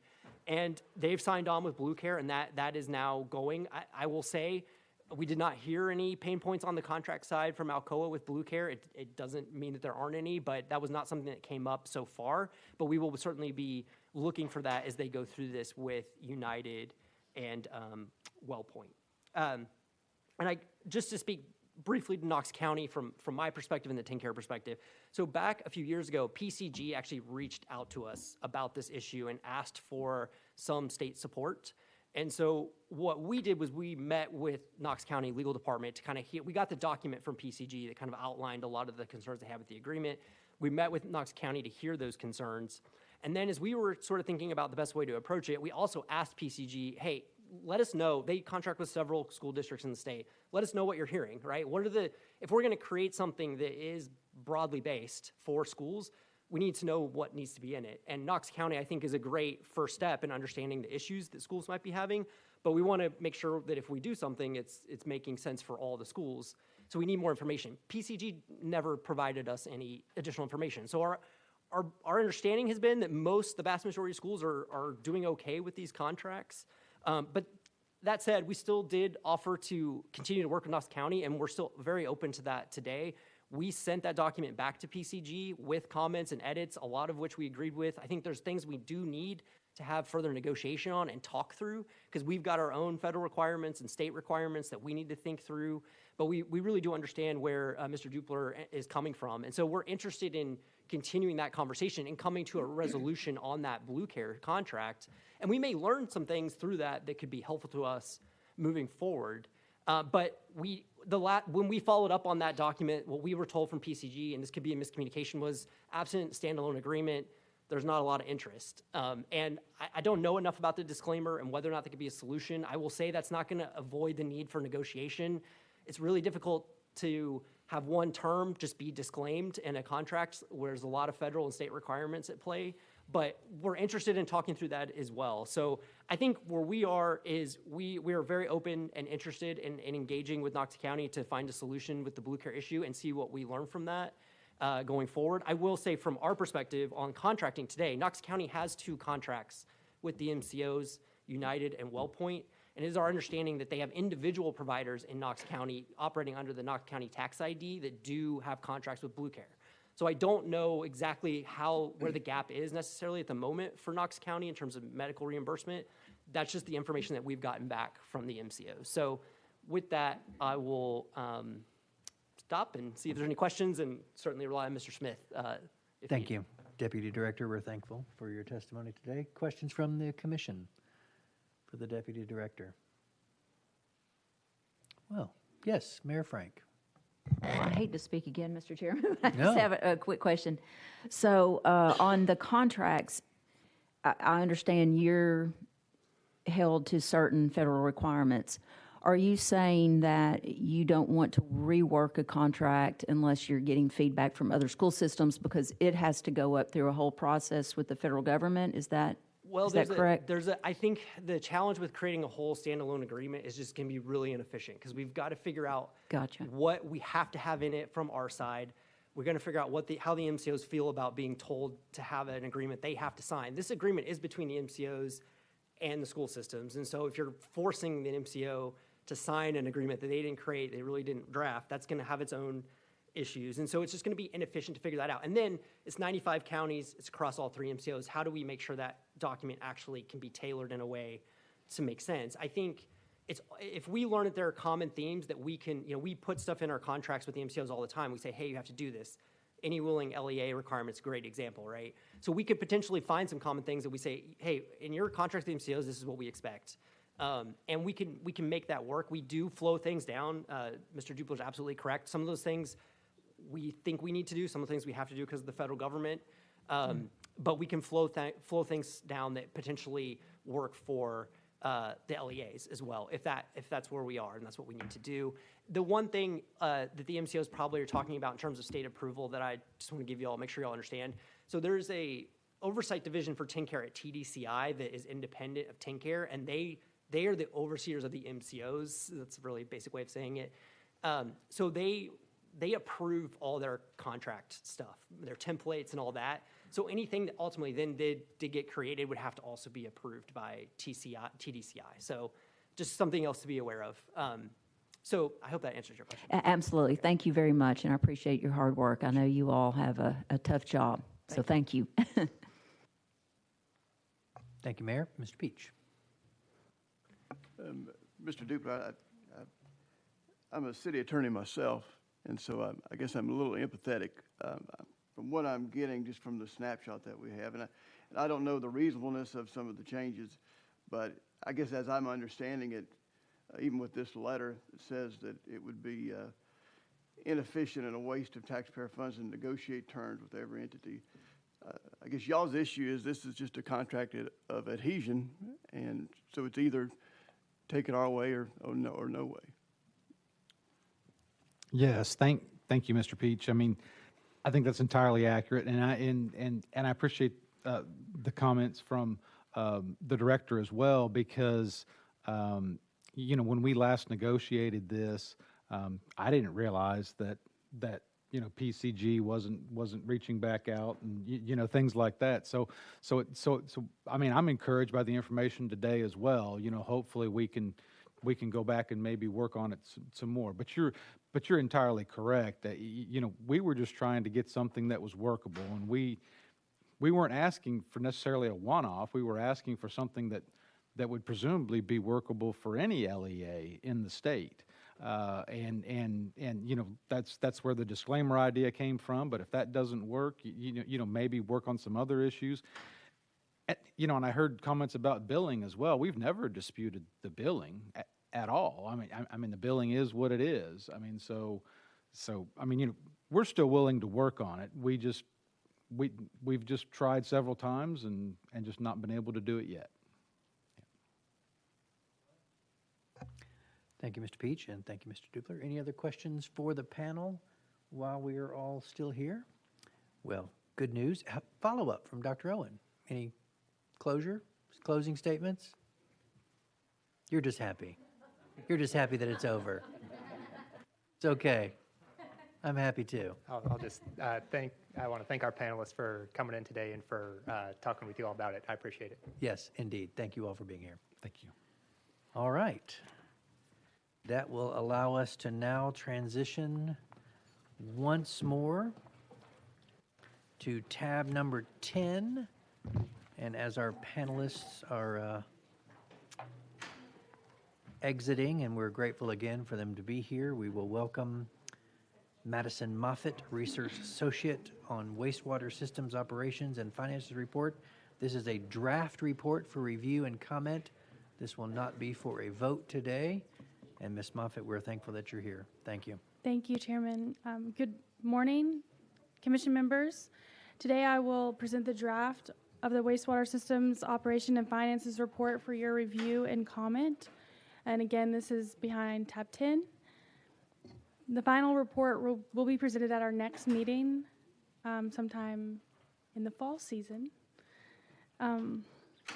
This report was prepared in response to a request from County Executive and TACIR Commission member Jeff Huffman that the Commission study the operations and financing of Tennessee's wastewater systems. County Executive Huffman asked that the study examine the condition of Tennessee's wastewater systems, the number of wastewater systems that have enforcement letters from the Tennessee Department of Environment and Conservation, the best practices for wastewater system management from other states, new technologies for wastewater system management that local governments could consider and that would be permissible under TDEC rules, methods of wastewater system management that have not worked and should be avoided, the best methods for financing sewer lines and wastewater treatment plants, and the best methods to reduce the overall operating costs of the wastewater systems. Per the request of other TACIR commissioners, the scope of the study was expanded to include an overview of wastewater system governance structures, whether the members of their governing bodies are compensated, and if so, whether that compensation includes benefits as well as staffing issues wastewater systems are facing. On the condition of Tennessee's wastewater systems, staff found that Tennessee has invested heavily in upgrading its wastewater infrastructure, but some systems are still struggling to maintain their aging equipment while also meeting growing service demands. The 2022 Infrastructure Report Card from the American Society of Civil Engineers gave Tennessee's wastewater infrastructure a C- due to neglected maintenance from efforts to expand capacity that led to increased sewer overflows. Wastewater systems in Tennessee will likely need to spend billions to pay for the repair, replacement, and expansion of their existing infrastructure. The state's 2018 report, TNH2O, estimated it would cost approximately $8.9 billion to fund the repair and placement of aging wastewater infrastructure and to extend wastewater services from 2018 to 2040 to support the state's growing population. However, TACIR's infrastructure survey reported that $3.5 billion is needed to fund wastewater infrastructure projects from fiscal year 2022 through fiscal year 2042. On the number of wastewater systems that have enforcement letters from TDEC, staff found there were 57 local governments that operate wastewater systems with active enforcement orders as of May 2024. 13 other entities that operate wastewater systems also have active enforcement orders. 7 of the 13 are private entities, 4 are schools, and 2 are state-owned. In addition, there were 36 local governments that operate wastewater systems with sewer moratoriums. On best practices for wastewater system management from other states and best methods to reduce the operating cost of wastewater systems, staff found the following. Asset management plans can help systems manage infrastructure needs for more efficient, asset management plans can help systems manage infrastructure needs for more efficient prioritizing projects and planning for funding. Systems like Mount Pleasant Waterworks in South Carolina and Hastings Utility in Nebraska demonstrate the benefits of incorporating computerized maintenance management systems and GIS into their asset management process to help improve planning. The use of effective utility management framework developed by the EPA and other water and wastewater industry organizations can also help systems manage operations more effectively. Systems like Austin Water in Texas and Columbia's Waterworks in Georgia have utilized the framework to improve employee retention and customer satisfaction initiatives. Efficient energy consumption can also help cut operating costs. On the methods of wastewater system management that have not worked and should be avoided, staff did not identify any valid management practices to avoid. Rather, research and interviews confirmed the risk of failing to properly manage equipment and assets. Neglecting regular equipment maintenance can lead to costly repairs and noncompliance with state regulations. Failing to implement an asset management plan can result in poor prioritization of infrastructure needs and inadequate funding for capital improvements. Ignoring energy efficiency measures can lead to unnecessary expenditures and higher operational costs. Improper dosing or monitoring of chemical disinfection can release harmful byproducts or fail to remove pathogens adequately, posing health risk. Additionally, inadequate sludge treatment and disposal can contaminate the soil, water, and air. On the best methods for financing sewer lines and wastewater treatment systems, staff found the best option will likely involve a combination of funding sources, including grants, loans, or bonds, depending on the project size and the individual circumstances that exist at that utility. On new technologies for wastewater systems that local governments could consider and would be permissible under TDEC rules, staff found the following. Wastewater treatment systems, including some in Tennessee, are using technologies and processes that help them extract resources from wastewater, like water for irrigation, nutrients and fertilizers, and biogas for fuel. With technologies like membrane bioreactor systems can remove more contaminants from water, and they can process sludge more efficiently with thermohydrolysis. In addition, the use of solar panels can also help systems save money on electricity. On information about the governance of wastewater systems, staff found that most of the public wastewater systems in the state, 82%, are operated by municipalities, and the municipality's governing body oversees them. A few municipalities do have separate utility boards that govern their systems. The remaining systems are governed by a variety of entities, including boards of utility districts, municipal energy authorities, or water and wastewater authorities. A few systems are operated by counties and metropolitan governments that are governed by the city council or a similar board, a utility or public works department, or a separate utility board. Some systems are operated by local governments working together jointly and are overseen by a board or a committee.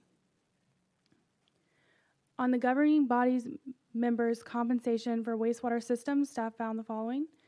Compensation for those on the public wastewater systems governing bodies varies across the state, with 65% of our survey respondents reporting that they do not that they do compensate their board members with amounts ranging from $50 a month to $17,000 per year.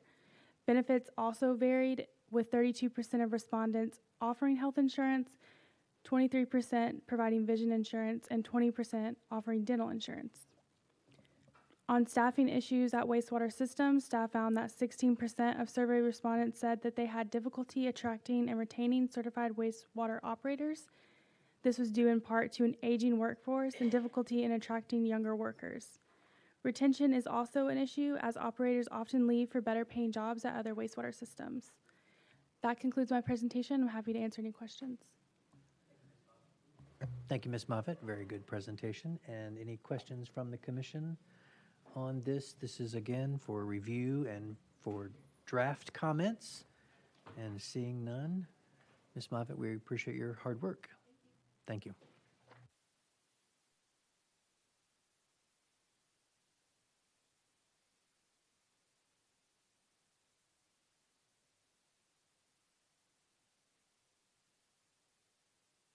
Discussion.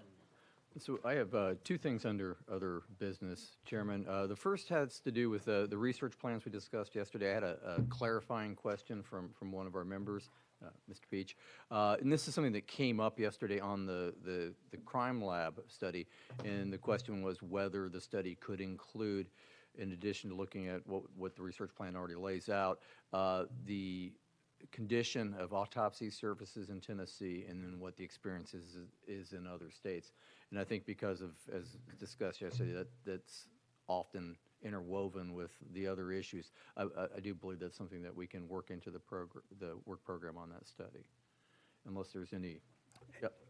So, sorry. Yes, sir. Representative Parkinson. Thank you, sir. And Director, also included in that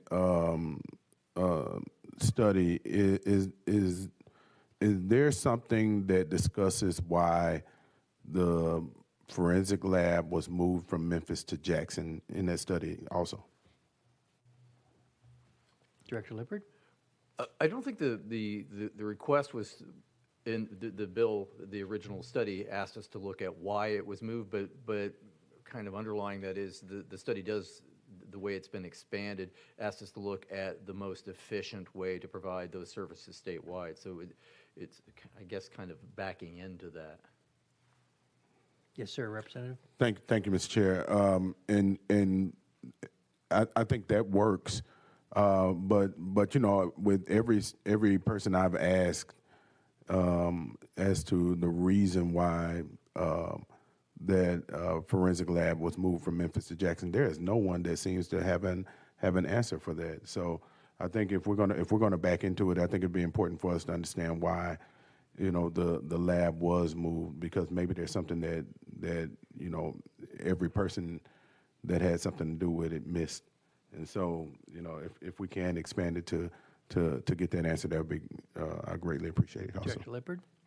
Well, our studies, we always do, Representative, look at the status quo, the current situation, and one of the things we ask ourselves is, why is this the current situation? What's the rationale for the way it is now, so that we don't make a recommendation that undercuts, and you know, the reason something was done. So that would be part of what we'd look at. Great. And thank you, Counselor, for bringing up that additional emphasis on that study. I think it's important, and Representative Parkinson as well. Number two, other business. Well, number two, other business, we always at this point bring up our next meeting dates and ask the members to consider next meeting dates. We found over time that rather than giving you specific dates, we give you kind of a general range and ask if there are any known conflicts. So we're looking again at the range of the end of August, more likely early September, working around holidays, in the summer holidays, Labor Day, et cetera. Bishop, you okay with that? But I understand. It's all about you. Chairman, you did have a wrinkle to that also. Well, I just said, knowing the early hour at which we were dismissed yesterday, how much we could have gotten accomplished if we had just stayed and met and had a one-day meeting. I know it would have allowed me to return back to beautiful East Tennessee late last night, rather than spend the night at the expense and then come back this morning. So I always want to entertain the opportunity, if the commission sees fit in future meetings, and the Chairman Yeager approves that, at the will of the commission, that we could consider doing all this in one day rather than afternoon and then the next morning. Again, I leave that up to the will of the commission. I'm simply here to moderate. Yes, sir, in the absence of the chairman. Thank you, Bishop. And when you said beautiful East Tennessee, were you referring to Cleveland? Yeah, in fact, I was. Thank you, Okay, I Representative. just wanted to clarify. Thank you. We don't have to make that decision today, but we can continue polling the commission on both the best dates, late August, early September, and whether or not we want to have a 2-day meeting or get it all done in one day. I'd like to hear from the TACIR staff director. Yeah, or 3 days. Well, we have West Tennessee is asking for a 3-day summit. Chairman Crawford. Thank you, Mr. Chairman. And since we're considering different things there, we also meet once a month for government operations. And for those that sit on government operations, if we could get it in the same week, that would be absolutely wonderful, instead of making 2 trips. That's great. I think Senator Lumberg also possibly serves at least at one point in his tenure. So that's a great suggestion. Thank you, Chairman. And we'll get with you, Chairman, after and get those dates, and that's certainly something we can shoot for.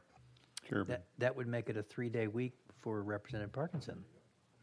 Yes, sir, Mayor. Chairman, just for information, I believe there's 5 of us on here that are county mayors. The Association of County Mayors has our annual meeting the last week of August every year, so that'd probably be difficult for the 5 of us, but we're willing to work around whatever suits this commission. Duly noted. Thank you, sir. Director? And I believe that's one of the reasons we've tended to slide it towards early September rather than the end of August for that very reason. Yeah, thank you. Thank you. All right. Well, this has been lively discussion. I'm grateful for everyone sticking around. We had a quorum this morning, even though we didn't have to vote. So I'm thankful for the commission for being here. I'm thankful to all the panels. I'm thankful for the staff and your hard work. And until we set the dates for the fall, and until we meet again, we're adjourned.